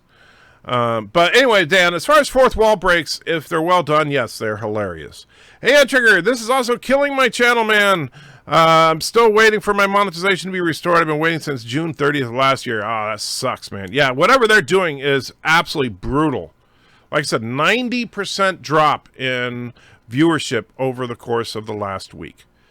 I've been out of the loop. What happened between you and the Phantom Menace? Oh, well, Mars, not a whole lot. I'm still friends with the Phantom Menace. Don't get me wrong. It's just that, well, I've been taking issue with some of the outrage and negativity coming from the Phantom Menace before certain things happen. So, for example, the fact that the Phantom Menace, a lot of them had already decided that Rise of Skywalker was the worst movie in history before opening day, right? And the fact that, you know, what they did was they scoured over all these reports and leaks and stuff like that. And so they already knew what they hated about the movie before they saw the movie, which means that when they saw certain things happen, then they would say, see, I hate that. Why? Because they already decided they hate it rather than experience it as it was intended. And so I think that tainted the views of a lot of people that saw the film. And they're already doing it with Picard. You don't have to search very hard on YouTube to find about 8 million videos talking about how much Picard sucks. Well, how can you know that? The answer is you can't. You're just making assumptions based on third-hand reports about bad audience reactions to test screenings, and the ideas like, oh, it's all going to be a politically driven propaganda piece. We'll see. So that's about it, Mars. Alexander says, you need to do another video on the Borg. It will be a success. Do a video about 7 of 9. You'll millions of views. That would be nice, but just because 7 of 9 is hot doesn't mean you get millions of views. It doesn't work that way. My mom and I have a house to take care of since my dad passed away last year. We have expenses to pay off, and I don't need YouTube BS at all. I hear you, MLP Death Dealer. I absolutely do, because you know what? It's going to hurt us a lot over here. And so it's really, really pissing me off. Juan 6, I think the Klingon grenades was an errand of mercy when Kirk and Spock blew up the ammo dump. Those were not, well, first of all, there were no Klingons in, when you're talking about, sonic grenade, that's what it was. I believe Spock referred to it as a sonic grenade. I don't know that it was Klingon specific, but probably, since it was an ammo dump. So yeah, I didn't even think about that. Good call out, Juan. You'll not always find something to suck if you search for something to suck. It depends on what you want to suck. Okay? Interesting way to phrase it, but yeah, but here's the thing. If you, let's say that I want this remote control to suck, right? I'm going to say, look at this remote control. It's too damn small. I mean, what's with the single LED? That doesn't give me any useful information. These buttons aren't even properly labeled. This is like the worst remote control ever, right? Now, Let's say that I'm the opposite. You got some people that are the opposite, and everything's got to be awesome. So I see this remote. Oh, this has got to be awesome. Wow, isn't this great how it just fits perfectly in the palm of your hand? It's such a minimalistic and simplistic design that's so easy and elegant. The buttons are laid out in such a wonderfully logical formation that you don't even need the labels on it because you can feel where they are and know what button you're pressing, right? Or you can look at it and say, oh, this remote is functional, although it could use a little bit better style, right? And so that's the difference between what's going on right now, is that if you want it to suck, you're just going to think everything about it sucks, even things that really don't. Vulcan says, I would so watch Trek written by Adolf Hitler. I'd be most interested to see what he came up with. And John points out that he did actually write some very good speeches. That's how he got elected. That's true. Did you like the "It's a Trap" line from Star Wars 6 in Deep Space Nine? The die is cast. Garrick says it's a trap. They've been waiting for us all along. Then they got attacked by 150 Dominion ships.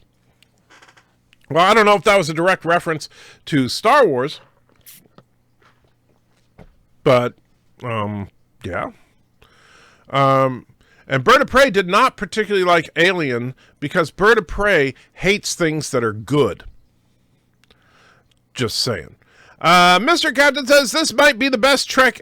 People need to be open-minded the first 5 episodes to get the context and style. Yeah, and that's the thing, Mr. Captain. I will say this. Unless the movie, I mean, really, unless we get a line like Picard going, well, Orange Man bad. You know, unless that actually happens, I'm probably not going to go on a complete tirade until I get a good feel for where the show is going and stuff. And that's probably going to be, you know, it might even be the whole series or the whole season before you get a good idea of what they're doing.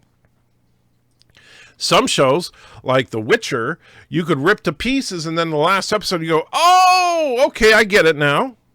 So, you know, we'll see. Bird of Prey says, why do we never see Jewish people in Star Trek? Oh my God. Okay. Maybe because Hitler wrote Star Trek. This might be the best. I already read that. Piano Dean says, hello, sir. Only delay is I need a friend to help me record vocals, and we're doing it at 1:30 Eastern. You will have it this evening. Gonna sound great. Awesome, Piano Dean. I cannot wait, my friend. I absolutely cannot wait. And if it's done in time, maybe we'll debut it on Midnight's Edge tonight. Ooh, that would be cool. Hitler's version of City on the Edge of Fire was a happy ending for Kirk. Oh, yeah.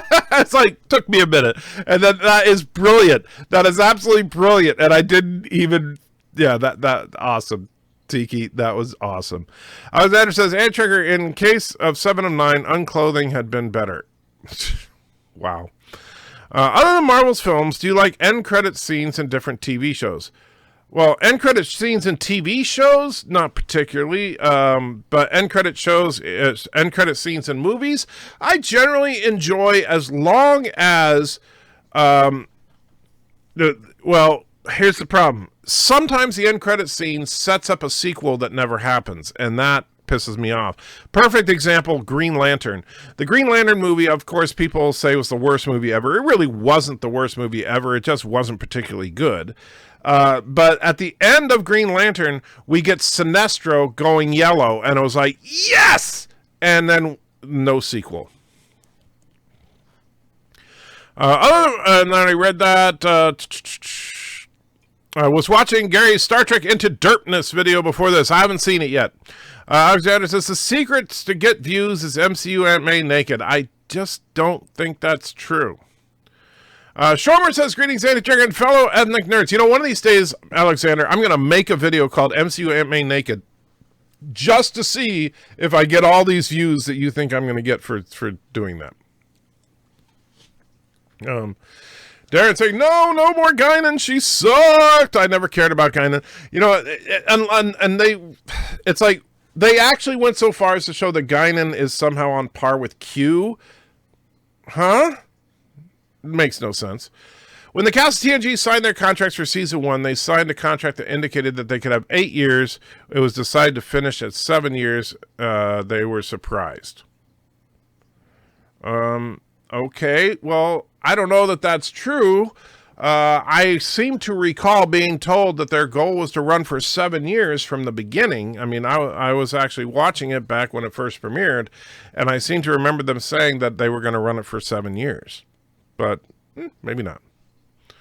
Darren says, what's next? John DeLance's Old Man Q. Yeah, see, I don't want to see Q come back because exactly, I don't want to see Q old. No disrespect to John DeLance, but he's old. Alexander says, Guinan was not in the final frontier. You should be glad about it. Well, that wouldn't have made any sense. A 7 of 9 poster. Okay. Sean says, Picard was going to be good because Frakes is directing it. Well, that doesn't necessarily mean it'll be good or bad. It just means Frakes is directing it. I will tell you that while Frakes did direct a couple of Star Trek The Next Generation movies, I didn't find them particularly well directed. They were competent. I mean, he didn't do a bad job, but I also wouldn't be going, wow, the director of this movie deserves an award. Shorbert says, what do you think about the possibility of the Discovery ships in the short treks being mothballed ships since being refurbished on the Romulan evacuation they only needed for a few missions? As far as the idea, I'm fine with it. However, they have to say it in the show. If they actually try to pass those off as modern ships, I'm going to be pissed. We won't really know until the show comes out. Are they going to show those ships as being modern ships? And, you know, if they have those ships piloting around, if Picard gets on one of those ships and there's no comment about how old the ship is, I'm going to have a problem. All right? That would be like, you know, getting, you know, you're going to get a naval escort and a steamboat shows up and you don't say, really? A steamboat? You know? So Picard would have to say, I didn't think you'd be taking me around on one of these old McGee-class starships. And they say, well, Captain, we pulled her out of mothballs for the evacuation, and we just figured we'd use her as a VIP shuttle. You know, if they said something like that, fine, no problem. If they don't say something like that, screw them. Alexander says 7 of 9 is in it. It will be a masterpiece. Whatever. I don't think that her being in it makes it better or worse. It just means she's in it. Ensign Gomez, that's what people want. Well, some of the people. Yeah, some of the people. Carlos says we can hear it, Anti-Checker. Not sure what you mean. Borg, Asian woman is the future of Star Trek. Okay. Patrick Stewart was in Life Force, therefore is great. Oh, wait. Yeah. Patrick Stewart is also in Charlie's Angels, and boy, that did great, didn't it? Alexander said, and everybody's like, oh, did that movie come out? You know, Asian Muslim wife born in the USSR is the best choice. You're crazy. Let me make sure. Let's see anything important. Oh, that's looks like Laura Reloaded just posted a new video. Thank you, Laura. I once sent some Picard YouTube vids on Twitter. I know that was my phone exploding earlier. Please don't send me Twitter stuff during the live stream. Oh, man.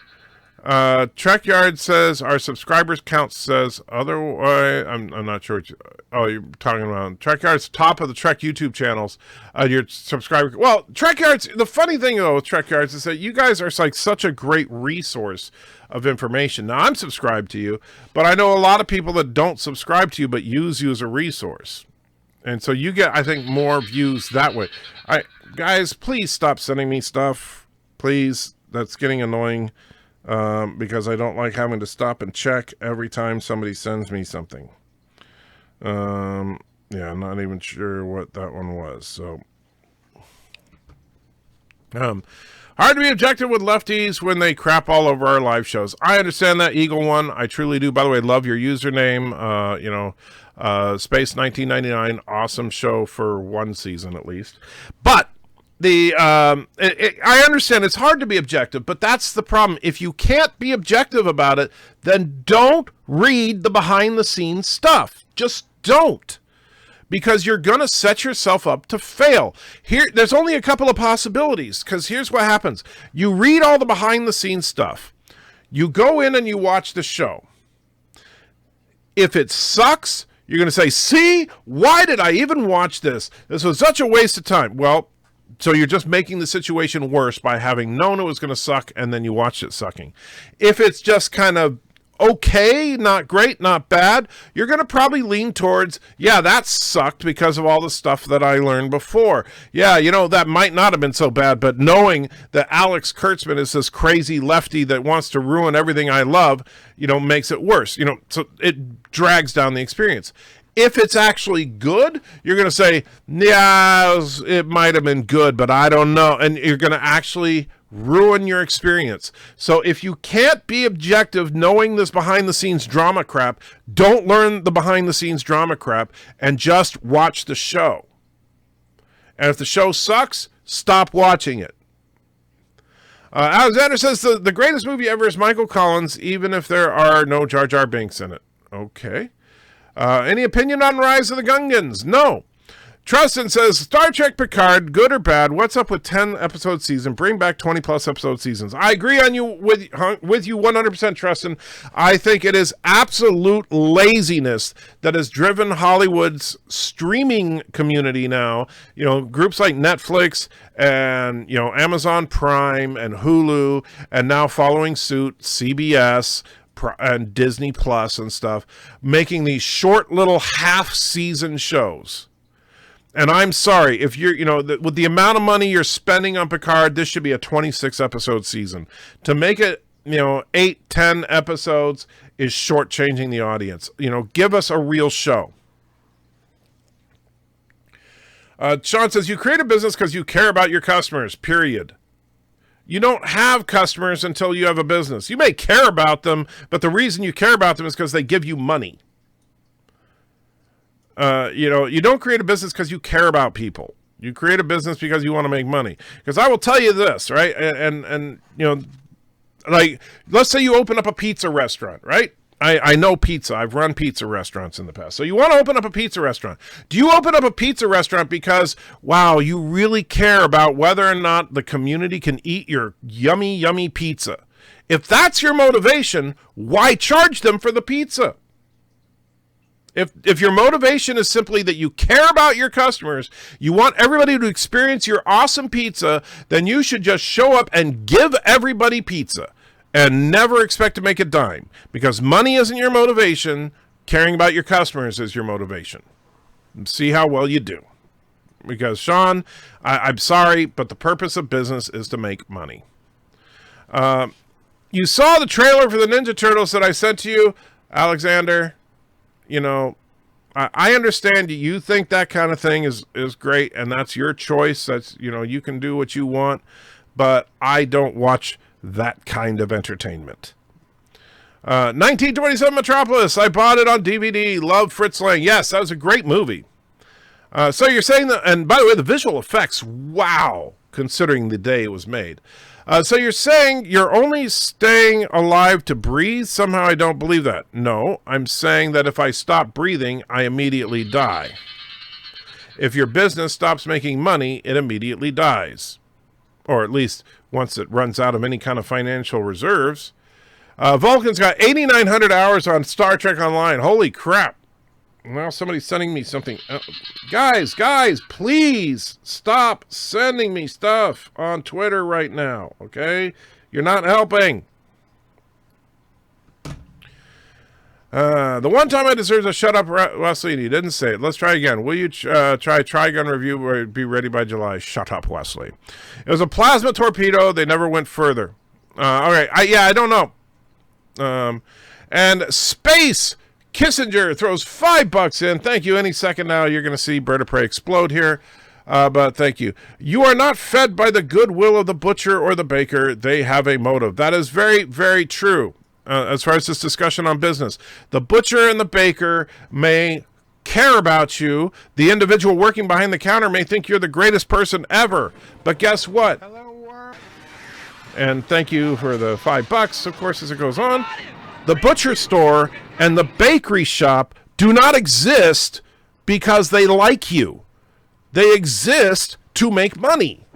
That is the only reason they exist. And if nobody gives them any money, they will cease to exist. All right, again, please stop. Whoever's sending me this, if you keep sending me stuff during this live stream, I will block you, and I don't block people. All right, but I'm going to consider this spam at this point because I'm getting way too much stuff, and I can't keep stop to read stuff over and over and over and over. And I see where some of it's coming from. Let me. I know there's a way to mute this conversation, but. Let's see. Is Captain Styles of Star Trek 3 the same Styles from Balance of Terror? That's an interesting question. I don't think there's any canon on it, but I would be down for that. So there's a new virus in China. 4,000 may be infected. Some doctors fear it will be a pandemic. Well, there's a, is it a new flu virus or something like that? If so, I hope that they come up with a good vaccine for it soon. I'm not going to watch the movie Birds of Prey. I decided that I'm not going to watch if I can't recognize Black Canary in the poster. Okay. I'm not going to watch it because it just looks like a crappy movie. Yes, in Star Trek 3, Styles was the captain of the Excelsior. Yeah, well, it's the same name, but Styles from Balance of Terror... I do think it would be kind of funny if that was the same character, that he would ultimately, after being kind of a dick and being shot down by Kirk, still be a dick and want to kind of outprove Kirk and fail. I think that's kind of, funny. Did you know in TNG there was an Ensign Janeway? No, I don't remember Ensign Janeway. Life is overshadowed by all the bad. You don't notice all the good, and you look for the bad. In a show, it shadows all the good. I agree. And that's why I'm not going to do that. I'm going to watch the show and analyze it for what it is. I'm not going to decide ahead of time that it sucks or that it's awesome. If you want to absolutely suck, and this remote control, then you want to suck, you can put it in your mouth. That's not going to happen. You should have a stream called MCUMA Naked. Just put up an X-ray picture. Technically, she will be naked. Hey, that's an idea. Disney Big Hero 6 had an end credit scene including a guest appearance by Stan Lee. The film never had a sequel, just a TV show for kids. Yeah, and I hate when they tease a sequel that never happens. How about we see Q's kid? Well, they could do that if they wanted, but, Q just won't be Q if it's not John DeLance. It's a good idea. Do that video named MCU Naked. It'll be a huge success. Okay. The main reason I don't have any optimism for Picard is because Stewart moved to the U.S. to help fight Trump. I could get surprised, but I doubt it. Here's the thing about that, Eric. Let me ask you something, and I'm being absolutely serious here. If you think of a movie, any movie that you've seen, or in fact, let's even just focus in on Patrick Stewart for a minute. Patrick Stewart has always been a left-leaning, crazed SJW nut job. This is nothing new from Patrick Stewart. And if you go back and look at some of the interviews and stuff, you can see hints of it. In fact, I've argued with Mr. Miles about it because he said I was being unfair when I said that Patrick Stewart was SJW back when they first announced this show. And I said, you know what? I'm sorry, but he's just as crazy as anybody else in Hollywood. So, does that mean, now that you know for a fact that Patrick Stewart hates Trump, he hates Republicans, he hates all things conservative, he's a pro-feminist, he's a, pro all the lefty stuff that the lefties say you have to be pro, right? He is exactly what they want in a white male. And in fact, even better than your average white male because he's not American. All right, so, that being said, does that mean that his performance in Dune now sucks? Does it mean Dune as a movie now sucks? What about Excalibur? What about Star Trek The Next Generation? Or the 4 Star Trek TNG movies? Heck, what about the X-Men movies? Do they all suck now because you know that Patrick Stewart is a crazed left-wing nut job? Because he was a crazed left-wing nut job when he made those movies, when he was on Star Trek The Next Generation. He has always been this way. There is nothing different about him today. So, other than the fact that he's just older. So I have a problem with saying the show's going to suck because of his political motivations, because I've seen him do stuff before that I really liked. And so, and by the way, I understand if you didn't like the 1984 Dune, I can respect that, although Patrick Stewart's performance in it was freaking awesome. And JD, yes, Robin Hood Men in Tights with Patrick Stewart. Does that mean Robin Hood Men in Tights now sucks because of Patrick Stewart's politics? The answer is clearly no. Those movies are still, some you may like, some you may not. But, like I didn't particularly care for the X-Men films, but I know a lot of people did. So, you have to... If you can't separate the politics of the actor or the director or the producer from the product that you see, if you can't make that distinction, then you best not delve into the gossip. You should stop following the gossip. Because if it's going to ruin it for you, then guess what? Any show you hear about the political opinions of the actors in it, you're going to then hate. Any show. Pick one. Any show.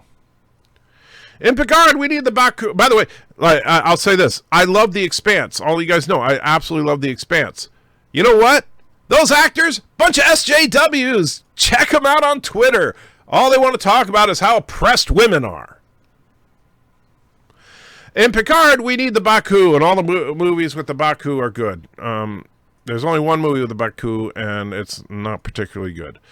Captain MKG has a side note. You may want to turn your mic volume down a notch. I think the levels are going into the red. Just an FYI. All right, I'll turn it down just a notch here, and we'll see if that's better. If there's no Barclay in Star Trek Picard, I'll be disappointed. I haven't heard that Dwight Schultz will be in it. So as far as I know, no Barclay. We need a bunch of tribbles. This could be really violent. That's weird. Patrick Stewart was in David Tennant's Hamlet. Pretty good. I have not seen that one. Although I did, he was great in A Christmas Carol. Some movies like Ghostbusters 80 and the original Charlie's Angels 00s have good song, but remakes have horrible songs. I haven't seen the Charlie's Angels remake. As far as Ghostbusters, I would agree with you. The film Aliens had buku problems while being made. Legendary behind-the-scenes stuff. Has anybody known about this before seeing the film? When it came out, it might have been bombed. Yeah, it bombed. I agree, Darren. I think if the fandom menace had existed, let's say if the internet existed in the 80s and the fandom menace existed in the 80s, they would have been all over attacking the Alien franchise. Absolutely all over it. Considering the Doctor from Voyager is an expert on Borg tech, is it fair to predict we could see him in Picard? I've heard that Robert Picardo, who played the Doctor, was in talks to appear in Picard Season 2. That's all I've heard, though. I created a business because I care about people. Alexander, you're a communist. You should be against business existing at all. Josh says, so you should care. So you care about us because we give you money. Damn, you're a greedy head tip in the jar. Well, actually, here's the thing, Josh. I am not a business. I am a human being. All right. Anti-Trekker. Now this is an interesting thing. So, Crappy Productions, which is the business that I'm creating based on the success of the Anti-Trekker channel, its goal is to make money. Obviously. However, I don't do YouTube just to make money. I do it because I love you guys, because I enjoy spending time with you guys and all that. But the existence of Crappy Productions is solely to manage the money side of it and to make money. If this channel got demonetized by YouTube, if the money suddenly dropped to zero, Crappy Productions would disappear overnight. However, I'm not going anywhere. Does that make sense? Matt G says, I don't mind TV season being 10 to 12 episodes. If the episodes are 45 to 60 minutes, that's double length of a network sitcom. I disagree. You know what? Because Star Trek was an hour-long series, so 45, 48 minutes per episode. They did 20-plus episode seasons. So screw that noise. They can do 20-plus episodes. Stop sending me stuff, please. Oh, Engineer doesn't understand how people on the internet work. I know. I shouldn't have said anything. But notice, actually, it stopped. What do you think of people who went to see Mamma Mia, the movie, for the storyline, and they're not fans of ABBA's music? Also, some people went to Guardians of the Galaxy just to hear the music and soundtrack. Well, people get entertainment. Entertainment is subjective. If you enjoy musical theater and you enjoy going to see Mamma Mia for the storyline and everything, fine. I never saw Mamma Mia. I don't have any interest in seeing Mamma Mia. I am neither a fan of ABBA nor a fan of musical theater. Even though I've been in musical theater, I'm not a fan of watching it. And so I personally just say, hey, if that's what you want to do, knock yourself out. As far as people loving the Guardians of the Galaxy soundtrack, yeah, the Guardians of the Galaxy had an awesome soundtrack, and if that gets more people to see it, so much the better. And Trek95 puts in a couple of bucks just for. Thank you so much, my friend. I appreciate it. John DeMarco, exactly right about business. There's a construction company nearby whose sign proclaims we exist to create great things. Nonsense. You exist to make a profit. Exactly. And you know, businesses, that's not saying they're evil. It's just saying that's the reason they exist. If we were in a post-scarcity society, a communist utopia, there would be no such thing as business. This is maybe some people wanting to ban me, like on the Discord channel. I have no idea what you're talking about. No idea what you're talking about. Is somebody banning you? Because as far as I know, you haven't been timed out or anything. So yeah, no freaking clue. Darren says there was a pocketbooks novel on which some aliens buy the decommissioned Enterprise A and they hired a retired Kirk for a mission to use it. The A was given civilian disruptors. Kind of cool. I don't remember that one, but yeah. All right, Alexander. Let me stop. I'm going to stop for just a second. I don't want to hear the term genital gangrene come out of your chat again. Okay? You're done with it. Please. I know Captain Redneck is a big boy and you can and can handle your insults, but I really don't like reading that over and over and over. So you can drop it right now, please. Just checking, Stan says, just checking to see if you actually get the stuff I send on Twitter, or am I sending it to an old account? Did you not hear my phone exploding? Yes, I got it. But it's kind of annoying when people send me stuff on Twitter while I'm streaming. Which movies would you like to see sequels being made? Well, Avengers, of course, which I'm sure they're going to do something. As far as sequels to existing movies, I don't know. It's hard to say because like most of the great movies in the last couple of years have been franchise films already.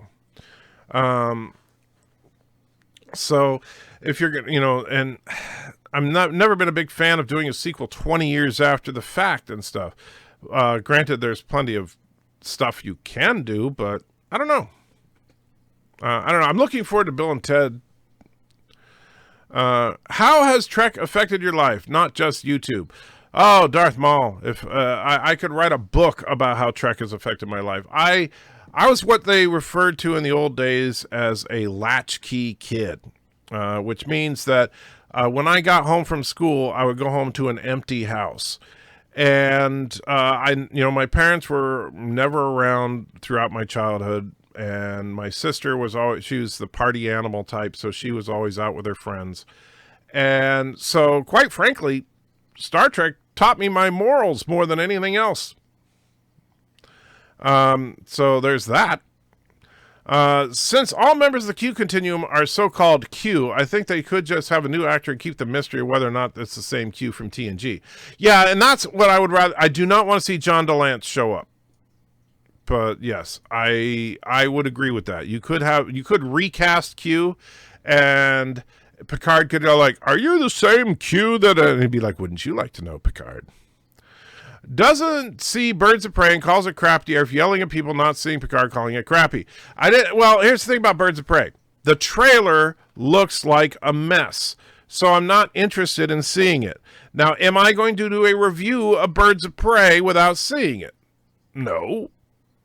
But you know what? And that's the thing. The trailer is supposed to show you what the movie is going to be like. When I see the trailer, you know what I see? SJWage everywhere. No, thank you. And who knows? Maybe I'm wrong. You know, I've heard Terminator Dark Fate was a lot better than the trailers made it out to be. Maybe I'll see it eventually just to see if that's true. But Birds of Prey looks like an absolute train wreck based on the trailers. So I'm not going to plop down my money to see what looks like a train wreck. Now, if the movie is actually good, I would listen to critics that I respect. So if they say it's really good, I might give it another shot. Or, as I'm planning, I might just wait until it comes out on home video. Well, hi, Auntie. Oh, you heard that. Okay, here, we'll give you a little piece. There you go. There you go. Whoops.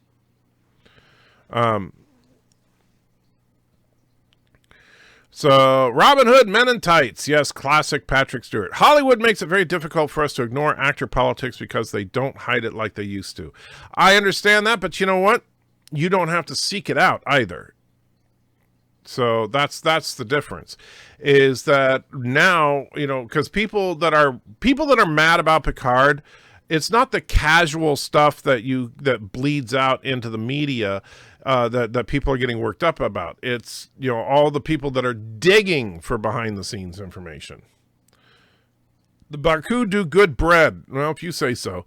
Patrick Stewart played a character named Loveborg in the movie Hydia from 1975. Coincidence? Loveborg? Locutusa Borg?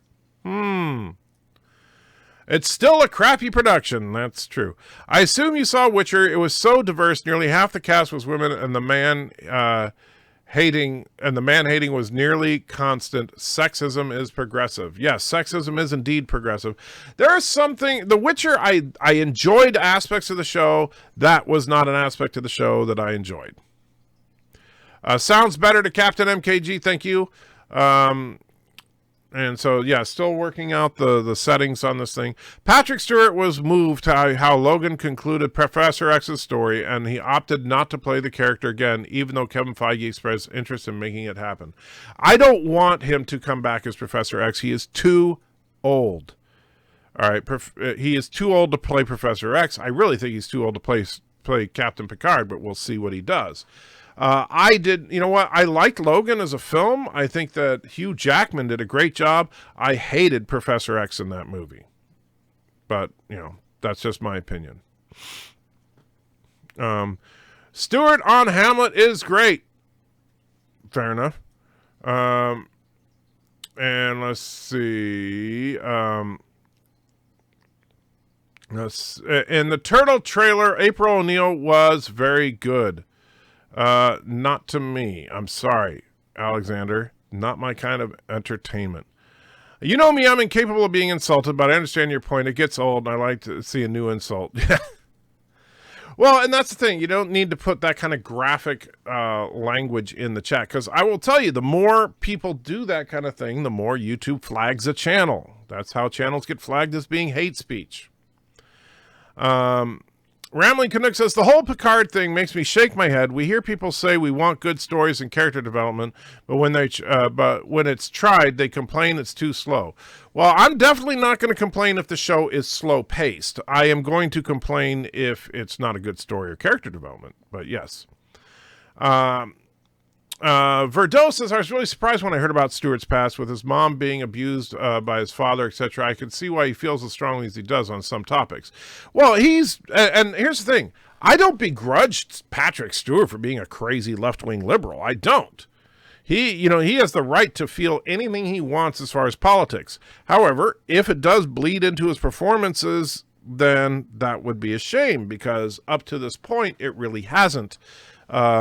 And so I don't see, for example, Professor X, even though I didn't like the way they wound up Professor X's arc in Logan, I didn't see that as being tainted by his politics, and I will tell you, think about this. This is the same Patrick Stewart that signed on to Star Trek for the first season, right? That's what he thought this character was all about. And guess what? That was the worst of Trek, because it was this pretentious SJW kind of thing before SJW was even a thing.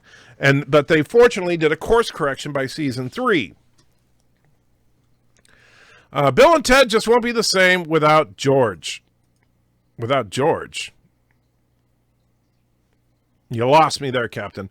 Matt says, what's the first movie you saw in theaters? Godzilla versus Megalon. What's the first? 1973. That was the first film I saw in theaters. Do you like Incredibles 2, Jack, or do you think that baby has too many superpowers? I enjoyed Incredibles 2 for what it was. I thought it was by far inferior to the Incredibles because they were trying, again, they let the social agenda become too important. And so they wanted to make it a pro-feminism film, and it really kind of backfired because that drug the movie down. As far as Jack, no, it didn't really bother me because they kind of established that in the first one. He's just got all the powers. And let's see. Alexander says, everybody protects that guy everywhere. If you're talking about Captain Redneck, are you kidding? Do you know how many times? Let me stop for just a second here on this. Me and Captain Redneck have a love-hate relationship, right? And Captain Redneck can definitely back me up on this. There are times where I think Captain Redneck is the greatest guy ever. Most of those times are when he's throwing lots and lots of money at me. But there are times when he's just been very supportive. He's been very helpful to the channel. He's been a good friend of the channel. There are also times that Captain Redneck has just plain pissed me off. And he knows this, right? I'm not, like, betraying any secrets here.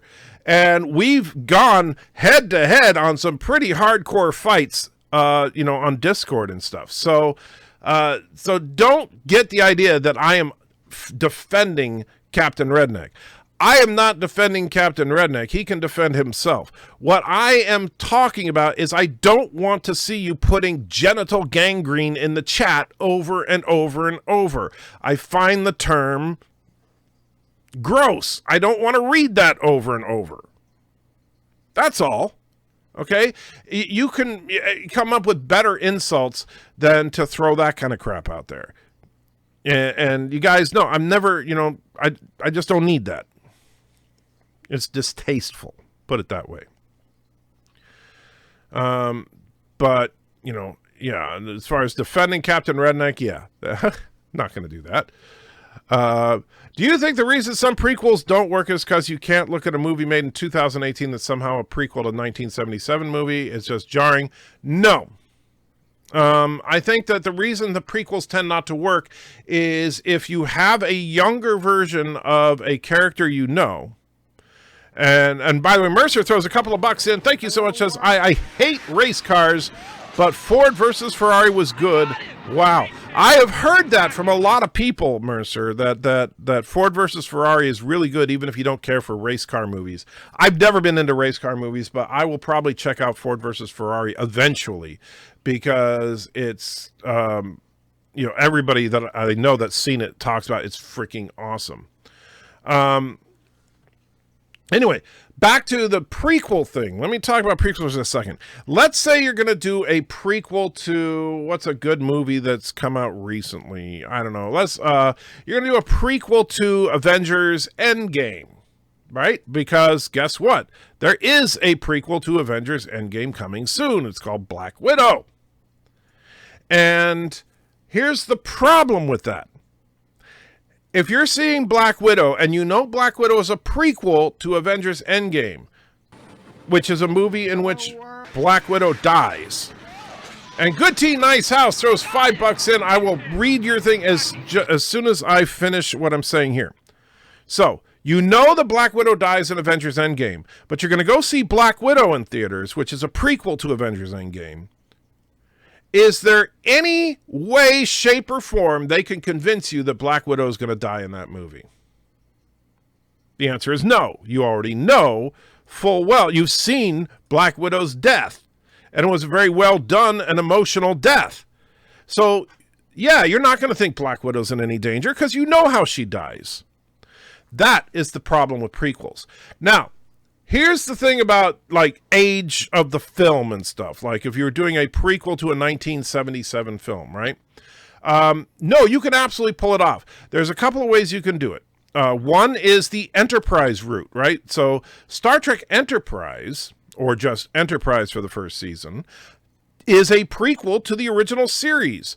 But what they did was they separated it by enough time so they could have a completely different design aesthetic that simultaneously reflects the more modern filming techniques and set building techniques that they had in the early 90s, as opposed to what they had back in the 60s, but still looks like it could be a predecessor to the original series. Now, where they screwed it up is like if you look at Star Trek Discovery, and what they did was they said, let's throw every bell and whistle out there and make this look as modern and advanced as we can possibly do it, and then just say that it takes place before that show. That makes no sense. You have to make the design aesthetic look like it could lead into what we eventually get on the show. So using touchscreens and holograms and all that in Discovery breaks the continuity, because you see Enterprise tech, then it goes to Discovery tech, and then it goes to TOS, and you're like, wait, what? Huh? And then you have the nerve to even show the Enterprise and say, oh, but you know, we're going to modernize that. And Kurtzman himself, and this is something that I fundamentally disagreed with him, where he was saying that, well, the reason they did all this was in order to make it, because if they made it look like the original series, then audiences would laugh. Wrong answer, Kurtzman. If you made it look like the original series, you would have fans cheering. And I need not go any further than to show you the episodes Trial and Tribulations and In a Mirror Darkly. 2 fan favorite episodes of Trek where they made a replica of the original Enterprise, or in the case of Mirror Darkly, the Defiant. And guess what? They looked exactly like they looked in the 60s, and everybody went gaga. So there is absolutely no reason that to redesign and reinvent the wheel. Now, granted, I understand Discovery is not the Enterprise, so you could make the Discovery have some differences, but you have to go with the general aesthetic that fits 23rd century as established in Trek already, which they're not doing. That's the problem with prequels. Thomas says, didn't you like Dr. Sleep? If so, it's available digitally. Yes, I love Dr. Sleep, and Mrs. Antrekker told me it's available digitally. Can't wait to watch it again. I can see Q coming back, making fun of old Picard, overacting and being old and decrepit and saying he just retired Jean-Luc and then turn into someone young and new. I could see doing that. Okay, if you want John DeLance to cameo, that's how to do it. I would agree. Darth Maul says, then you can see why you have that punching bag when you review current Trek shaped you. And I can see why you have that punching bag when you review current Trek. Yeah, Trek shaped you. Yeah. And so the punching bag, you know, is to work out my frustrations, because I love Trek, but I hate what they're doing to it, at least in Discovery. I'm hoping for something better with Picard, but I'm not going to draw any conclusions till I see it. Darth Maul says that I can see why you have I already read that. Captain Redneck's talking to Joseph. Loquacia says, I agree that the purpose of business, being an abstract entity, is to make money. But since businesses employ human beings that have other concerns, couldn't you say the businesses do by extension? No. Because, and that's the thing, a business, and this is why it's kind of a weird situation as far as corporate rights and stuff like that, as opposed to individual rights. But a corporation is amoral.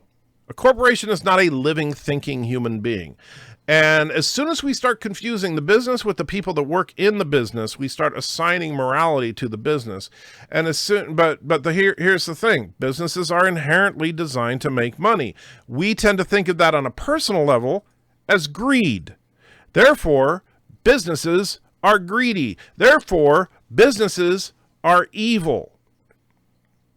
That's how liberals come across the business. Not all liberals, but the far left crazies come to all businesses are evil. Let's see. Darren says, funny little story. When I first saw the trailer for TNG series, I thought to myself, oh, the new captain of the Enterprise is a Deltan. That's good. Matt G said, if Solo was made to look like it was done in 1968, it would make sense. Because in theory, that's when Harrison Ford would be at the age when Han Solo was at the age in Solo, 1968 versus 1977. Well, Solo failed for a couple of reasons. The same thing I talked about before. There was no point in the movie Solo where you thought Solo was any kind of jeopardy. But the problem is that Solo is also not necessarily about that as much as his character. We know that Han Solo was a scoundrel in the original trilogy, and he really didn't come around as far as being morally good until Jedi. He was still kind of a scoundrel in Empire, right? But after seeing all the stuff that he saw, he kind of came around and became good.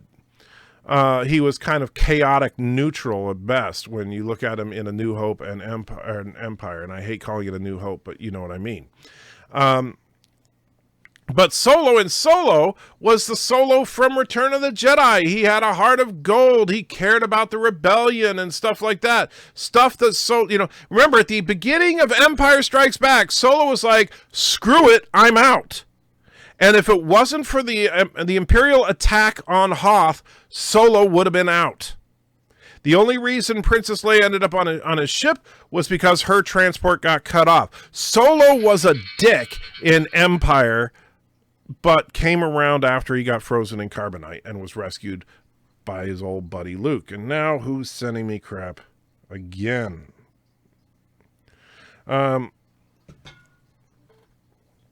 So the Solo arc, the problem is that at the beginning of A New Hope, Solo is absolutely not a good person. And yet we see him as a good person in Solo. So that's the problem. Joseph says, one of the things I'm curious about in Witcher is the age gap. Yennefer mentioned spending 30 years in court, yet didn't age a day. How long do they live in that world? Good question. I don't quite understand how it all works, because one problem I have with The Witcher is they do not give much exposition. And so I still don't know what the hell a Witcher is. Captain Redneck says, I've got terrible service when I'm at one bar. Can't stay. Video's so choppy. Sorry, Captain Redneck. Have a good one. And of course, you probably left like 10 minutes ago. Juan says, Antracker, George Carlin. Captain MKB says, George Carlin. George Carlin. Did I say something that George Carlin was the answer to, I guess? I don't remember. I could see Tom Hardy playing Picard. I wonder why. Yeah. Actually, Tom Hardy did a decent job as young Picard. Captain MKG says, like yourself, I'm hoping for the best with Picard. I'll try to keep an open mind, but I hope that I can be as objective as yourself about watching and critiquing the show. Well, thank you. I appreciate the compliment. But yes, I will do my very best. It's difficult, but I will try to be as, and here's the thing. Even though I know I've dissed Picard a lot on my channel, and I made fun of Star Trek The Next Generation in comparison to other Trek shows, but I still love Picard. He was the best part of The Next Generation by a a substantial margin. George Carlin will not be in Bill. Oh, that's the George you guys meant as far as in Bill and Ted. Okay, I agree with you. Thank you, Darren, for the $2 too. And you see, that's my evil scheme, is to keep saying things out of ignorance until Darren throws $2 in to correct me. So thank you. My evil scheme is working.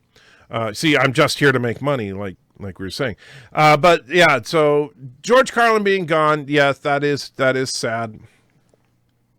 But hopefully it's a good story and it's just fun, and I'm sure it will be. All right, so let's see. But anyway, so love it when he throws the money. Hey, I'm not gonna lie. You want me to lie? I'll lie to you. Oh, I don't want your money. No, I want your money. But at the same time, I want you guys to give out of a spirit of love and fun and like, hey, I like this guy. Not, okay, fine, that's why you don't hear me constantly begging for super chats but it's difficult sometimes because I want to. There are times where I'm like, oh, please, I hope I get a lot of super chats today, but yeah. Scientific Lens says, you're wrong. Godzilla vs. Megalon came out here in the U.S. in 1976. I too saw it in the theater. You're right. I apologize. It was 1976, but yes, that is still the first movie I saw in theaters. So I apologize. You are 100% correct. But yes, so I would have been 8 years old at the time. And then I saw Star Wars in theaters the next year. Yes, Black Widow will die. It will turn out to be a Skrull in Endgame. Yeah, I doubt that very much. Because here's the thing. If it was a Skrull in Endgame, are you saying the Infinity Stones couldn't tell the difference? I don't buy that. Average Jeff says, I'd wager some of your movies have people die in them. Does that spoil the rewatch? Just treat prequels the same. A good story is a good story. Well, Average Jeff, I will agree with you that a great story will override the prequel problem of knowing who lives and who dies. That absolutely is true. You can do a prequel that is awesome. It's just not all that common that prequels are awesome. Because prequels tend to be lazy. Ever notice how Earth always treated any basic shapes in Star Trek? The Xindi weapon was a sphere. The Whale Probe was a cylinder. The Borg used cubes. Yeah, that's called lazy, honestly. The Borg cube I liked. But, you know, like the Whale Probe I thought was just lazy. I didn't care for the design of the Whale Probe at all. Xindi weapon, was just a knockoff Death Star. Alexander says, I can't wait to see Black Widow. It will be amazing. I don't know, but well, you might like it because of that Russian dude, but yeah, I'm kind of mixed on it. I'll see it, but I'm not like dying to see it. Let's see. Carlos says, I've always said Discovery should have been in the future after Nemesis, even when the Spore Drive Janeway would have been behind it, lose Burnham. Yeah, well, here's the thing. That would be, there are two main problems with Discovery. One is the tech/canon issues, right? And that would all be fixed by simply pushing Discovery to after Next Gen. Now, the problem is that Kurtzman being, shall we just say, lacking in gray matter in his head, seems to think that that means, okay, we'll have the ship time travel to the future, now that problem's solved. No, you already broke the timeline. You have to fix it. But anyway, that's problem number one. Problem number two is, yes, the way that Michael Burnham is presented as a character and is, well, in fact, all the characters are very two-dimensional, and every one of them is just a caricature of the greatness of liberal diversity, and it falls flat all over the place. You need to make it a you need to fill that world with interesting characters, and unfortunately the characters in Discovery just aren't that interesting, and everything rests on Burnham's shoulders, and she is the most uninteresting character in the show. So yeah, I think the Earth should be threatened by a flying pyramid next. So that was already done in Stargate. Carlos says Enterprise made TOS look good, and I think they respected it by putting it in the mirror universe. Yes, I agree. I care less about breaking canon and more about breaking tone and dumbing down the property that was celebrated for its levels of intelligence. Oh, I understand. And the canon thing is, like, here's the thing. And I've said this before. The canon thing is secondary to me to storytelling. If Discovery was freaking awesome, I would forgive them all the canon problems, right? And I've said that, like, when I look at Enterprise is a great example, because Enterprise breaks canon left and right. But I don't go off on Enterprise about breaking canon because it's also a good show. Trouble has said, under the rules of law, businesses are people. Yeah, that is an interesting dichotomy, yes. If you are not, you should read the Star Wars Wikipedia page for the High Republic era, as the information will help you if Disney is going to set stories in this time period. I hope that they don't. That's right. Businesses have the right to speak. Yeah. And that's the funny, yeah, because businesses, they consider, and this is where it came up, is because there are businesses that are designed specifically to funnel money into political campaigns, right? PACs, super PACs, those kind of things. And do they have the right to do this? And so the Supreme Court ruled that businesses are to be treated like people, and therefore they have freedom of speech, and freedom of speech means that they can give money to whoever the hell they want to give. And I do not necessarily agree with that. But the problem is, I also think that, well, if a board of directors wants to give a bunch of money to a particular political candidate, do they not have the right to do that? Well, as individuals, I think they do, but I don't think the business gets to vote. So, yeah, call me a liberal on that one, but that's where I stand. Carlos says, I think the use of, I used to think Solo was force sensitive, but now I'm not sure. I don't think Solo is force sensitive at all. Let's see. Corporations are people, but built on an incredible 19th century lie. Okay. Oh, Witcher woman. Okay. Not sure why you said that. Captain Egg, George Carlin, Bill and Ted, a.k.a. Rufus. Yes, thank you for straightening me out on that, guys. Joseph says, one time a girl was complaining about being sent dirty pictures, so I sent her a picture of a chimpanzee and smeared in mud and said, here, have a dirty picture. That's horrible. Darren says, you are evil. You are the panty wrecker. Yes, you see, I am actually from the mirror universe. I'm not sure if you like Bob's Burgers, but I heard the movie could be a comedy musical, would also contain a dream sequence and a backstory for the bunny ear origin. I don't know what they're going to do in the Bob's Burgers movie, but yes, I love Bob's Burgers. It's Bird of Prey that doesn't like Bob's Burgers. But Super Chat number 28, the new one, is a Bob's Burger Super Chat. So yes, absolutely love Bob's Burgers. Again, H. John Benjamin, hilarious as Bob. Picard was the best in TNG after Leslie Neal and Sonia Gomez. Doing business isn't bad or evil, but it's a matter of how you conduct business. If you're out to make money, yes, you're out to make money, but that doesn't mean you have the right to abuse the customer. Right, that's why you have laws against things like fraud, right? If you are a business and you sell widgets, right? This is just a widget, right? I can sell you this widget at whatever price I want to say, and you can either agree to buy it or not. However, I can't lie to you about what this widget is. I can't say that, by the way, this widget will, heal your broken back. All you got to do is push it on your back and push these buttons on it, and it'll heal your broken back, and then sell it to you for $100. And then, you start trying to use it, and it just turns on your TV, and you're like, hey, this guy ripped me off. That's why fraud is a thing. You can't, defraud a customer. Now, as far as abusing the customer, not sure what you mean there. As far as I don't know too many companies that you show up to pump gas at the gas station and the attendants come out and beat the crap out of you or something. But as far as, businesses cannot commit fraud. They have to, they have to be, here's what the product is. Here's what the product does. Do you want to pay for it? Yes or no?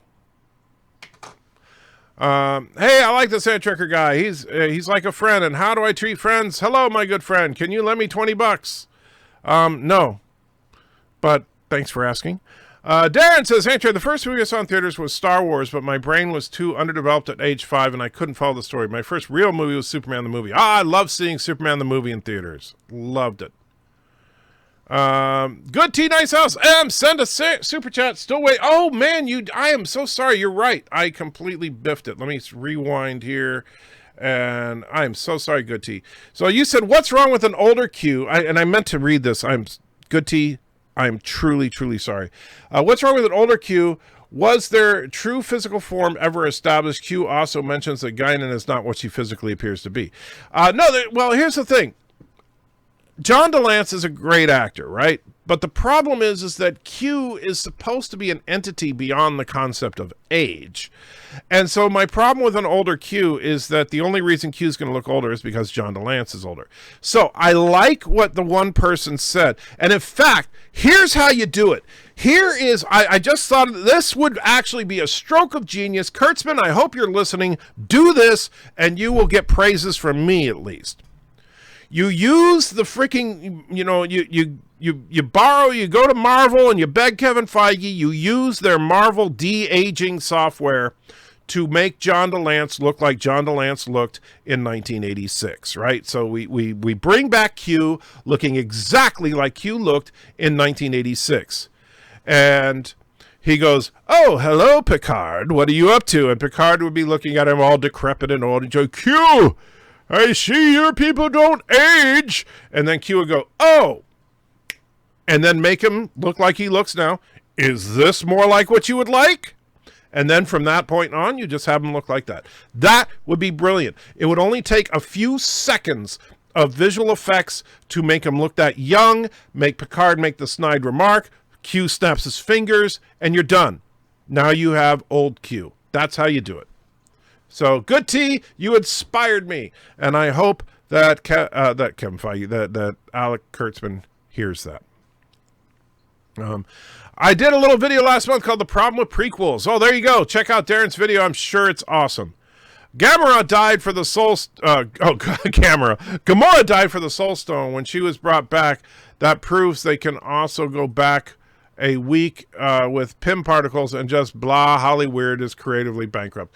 Well, Gamora, actually, that Gamora that died for the Soul Stone is dead. The other Gamora is not the same Gamora. And the interesting thing is, we don't even know if she's still alive or not. Because here's the thing, when Iron Man dusted Thanos' force, did he, in his mind, what was he thinking? Was he thinking dust all the people from the past? If so, that would include Gamora. So we don't know.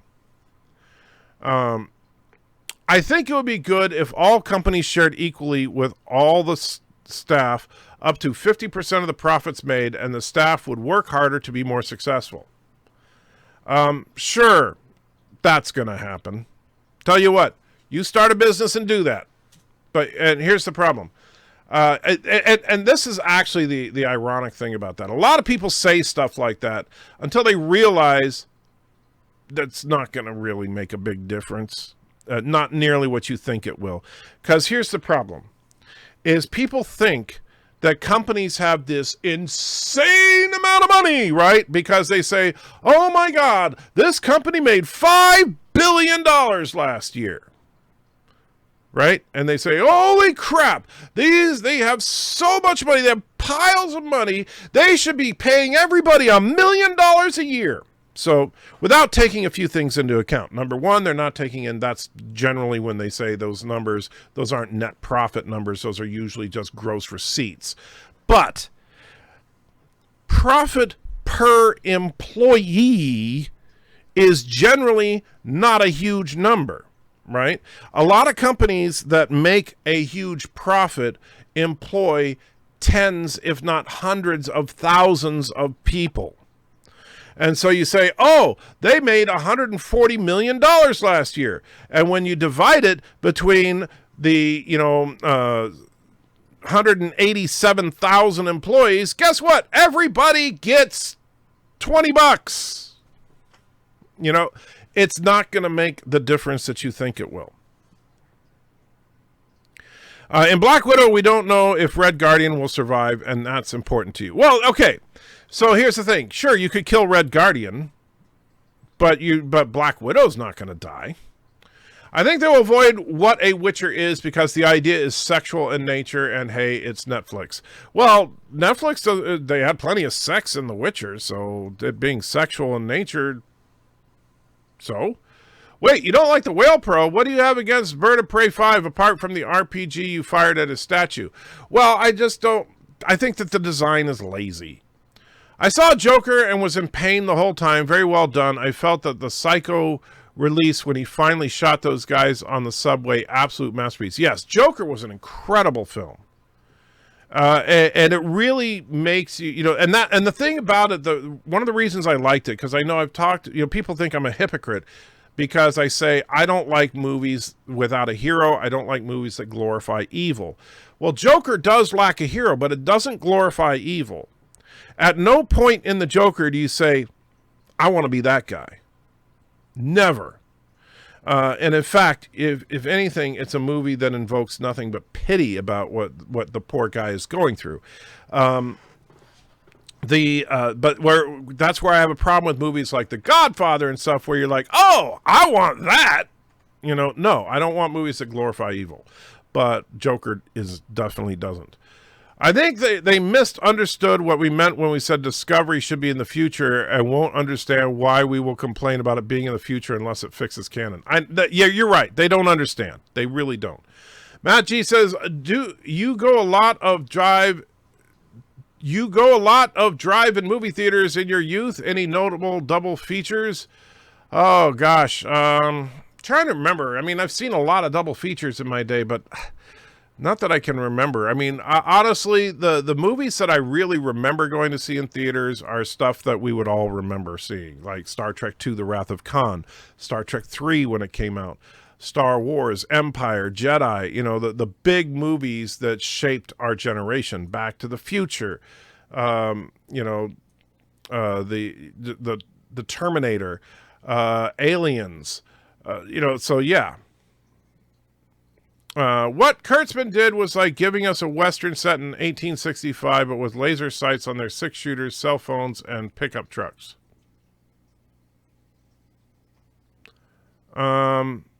Okay.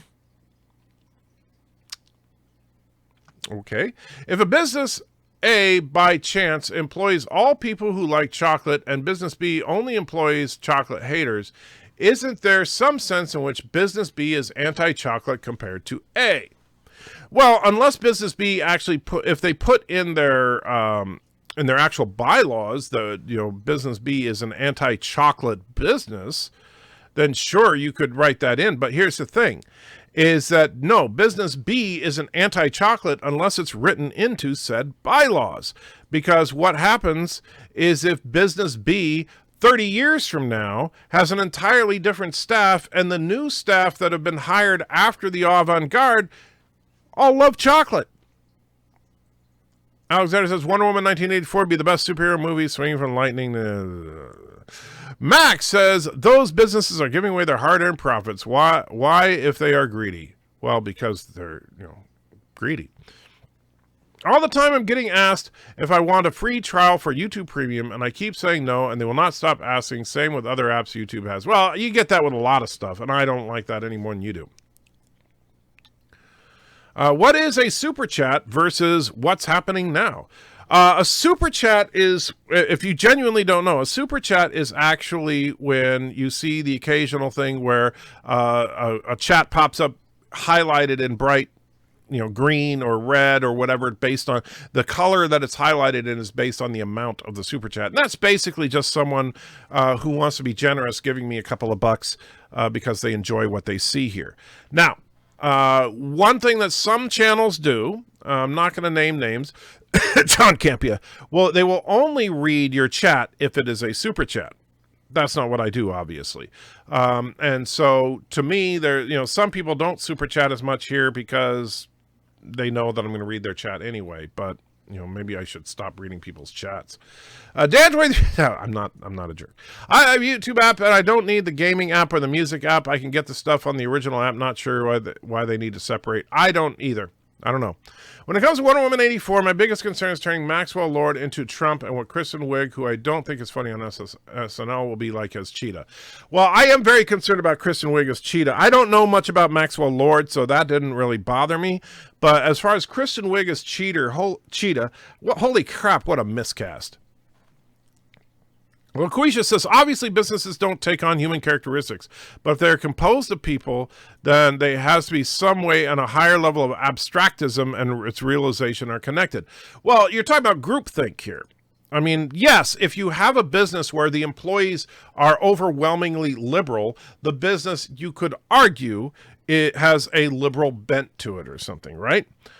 But the fact is that but if you replace those people with conservatives, then the business will just become conservative. The business itself isn't liberal, just the people at the business are. And I would say this, is that if you want to, if you want to judge a business based on the people that work there, you're certainly welcome to do so. But quite frankly, I don't get, I'm not going to get worked up about the politics of the people that work there. I care about the product that the business puts out. And Auntie is up and about. Auntie, what you doing, girl? Come here. Auntie, come here. Yes, you. Yeah, you can. Yeah. Come on. Come on. Yeah, come on. There you go. Stretching your legs. Fraud exists. I saw an erotic video about Black Widow. Don't know why you would say that, but okay. John DeLance's Q did make himself look older on purpose in all good things. I don't remember that, but fair enough. John Delancey. Yeah, I know. I always forget with a Y sound on the end. Great idea about bringing older Delancey. So much Kurtzman would have never used it. Yeah, I think that would work, though. I do. Q could take the form of Data. Don't need to de-age. Okay. And John Delancey. Yes, Captain Redneck. I suck at pronouncing things. I admit it. Man, you messed up your coat here. Your coat's falling off, girl. You have to mess with that after the show. Yosa says 4.5 out of 5 pays for everything in the business. 4.5 out of 5 pays for everything in the business. That's what the left doesn't understand. The millionaires and billionaires are 90% invested, and the money isn't sitting somewhere. Yeah, I know, but people think that that's the case. They think that they just have stockpiles of money they're sitting on. I don't want to see Red Guardian die. He's an amazing character. I don't know. I don't know his character. I don't really care about Red Guardian. I'm going to leave you a message on Twitter after the stream. Also, are you planning a subscriber stream today or Rational Roundtable today? I'm not sure, Thomas. I got a lot to try and get done, but I will do something. But I got to finish this up. Captain Redneck, I did not like the Joker. It was depressing and boring. Plus, the Joker is no match for Batman. Plus, that Joker is no match for Batman. I would like to see that Joker against Batman. Alexander says Joker is one of the best movies. Joker is one of the movie ever. Okay. Why does Nerdrotic have checkmate next to his name when he is here? Oh, the check is because he is a verified YouTuber. What exactly that means, I'm not sure, because my channel isn't big enough to be verified, but he is a verified YouTuber, whatever that means.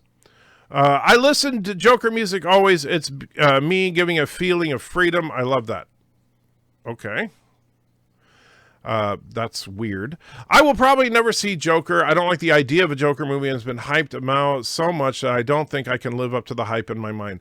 Darren, seriously, as I know you're a comic book snob and everything, check it out. I'm not a super chat now because I have no money now. That's fair. And you know what? I don't ask people to give more than they can afford to, so that's perfectly fine. I think the laser truck comment meant that for Star Trek lore, STD's tech is like putting a pickup truck with lasers in a Western. I understand. I think I got that, but I wasn't 100% sure because it kind of seemed out of left field. But hey, you know what? Wasn't Kurtzman involved in Cowboys and Aliens? So you know. I'm sorry I don't super chat anymore. I'm super skint. No money. I only ever have sent 1 or 2 Trek yards. One to you. I was want to send you one to Bird, but work messed up my wedges. Carlo, do not stress over that. You are not judged around here based on how much you give. Except for Captain Redneck, he is. But everybody else isn't. Yeah. I would like an MCU Aunt May naked prequel, of course you would. Forgive me if I was asked before, but is Trelane a member of the Q Continuum? In canon, no. In extra canonical books, yes. There is actually a book called Q Squared, which actually delves into the idea that Trelane is a member of the Q Continuum. However, in actual canonized Trek, there's no indication that he is or is not. So in head canon, if you like the idea, sure, why not? Loquisha says, my point about the chocolate was just that there does exist a culture within the business, even if it's not an intentional part of the grand design. But, of course, that can change over time. Yes, it can, and so you can't judge a business by its culture. So, yeah. And Darren says, I am not a comic book snob. I am a comic book El Snobberino. Okay, well, my apologies.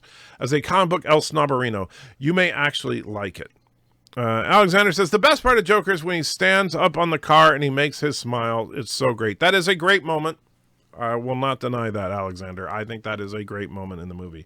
Redneck buys his forgiveness. Yes, because I will never forgive you unless you give me money. That's my policy. Oh, man.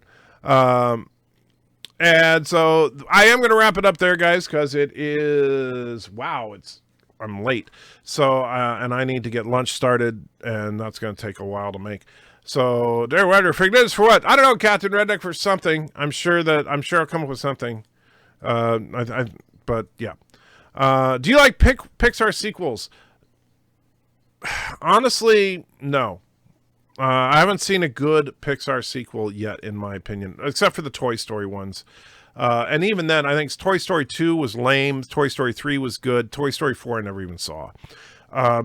Cars 2 and 3 were absolute train wrecks. Hello, world. And Matt G donates $2.25. Do you ever see any documentaries or concert tours or, pay-per-views in a theater? No, I do not. I've never done like the Fathom events thing. The funny thing is I've considered it only a couple of times, mostly for Riff Tracks types of events. But here's the thing about Riff Tracks. One of their regular stops is Nashville. And so I've seen Riff Tracks live twice, and or was it once? I think it was twice. But anyway, they're freaking awesome. And so if you haven't seen Riff Tracks live, you owe it to yourself. But no, I don't generally like the whole going to Fathom events and stuff. And so just to make sure I had everything right, do you ever see documentaries or concerts or stuff like that? I saw, man, that screen is way too small. What does it say? I saw Wizard of Oz in 2015. Also saw a couple of UFC pay-per-views in the theater. I could see if I was a big fan of UFC. That sounds like it could be fun, actually. But no, I've never done it. So yes. What do you get? You get what you effing deserve. That was the best part of the movie. That was a powerful moment as well. Have a wonderful night, morning. Thanks. Thank you, Carlo. Will you be live talk about Picard tomorrow or Friday? More than likely, yes. And so tomorrow we'll definitely be talking about Picard, I'm sure. And so JD says, and everyone else, hope you enjoy the rest of your day. Absolutely, guys. Take care of yourself. If I can, I'll do a subscriber stream a little later. And maybe a Rational Roundtable stream when Bird streams, depending on timing of stuff. In the meantime, I should be on Midnight's Edge tonight, unless they've disowned me, which hopefully they haven't. And until then, take care.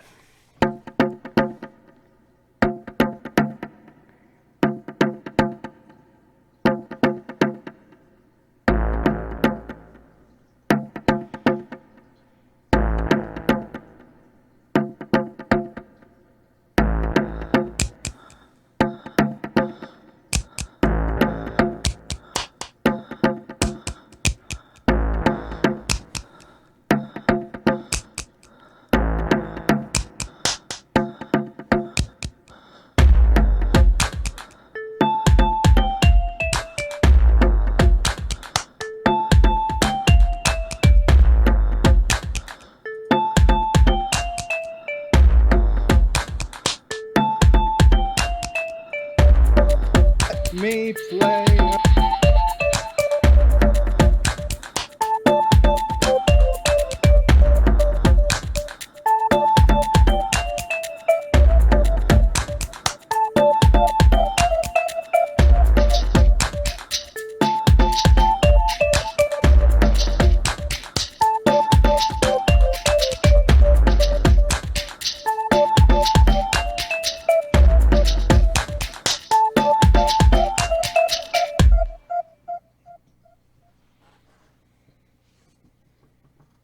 You son of a bitch, anti-tracker!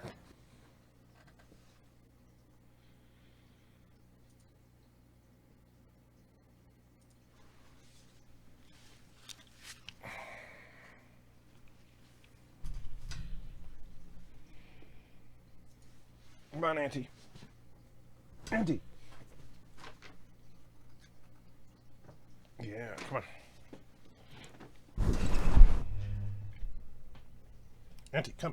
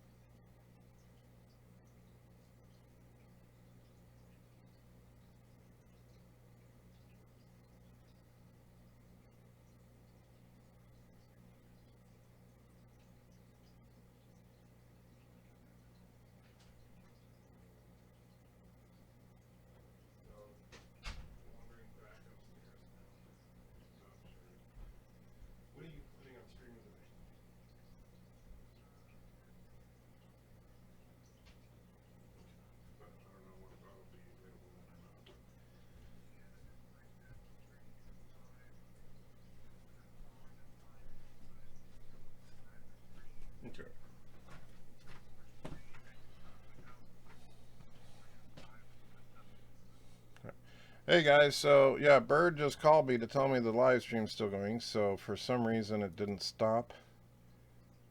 Oh, that's weird. It was trying to, when I clicked the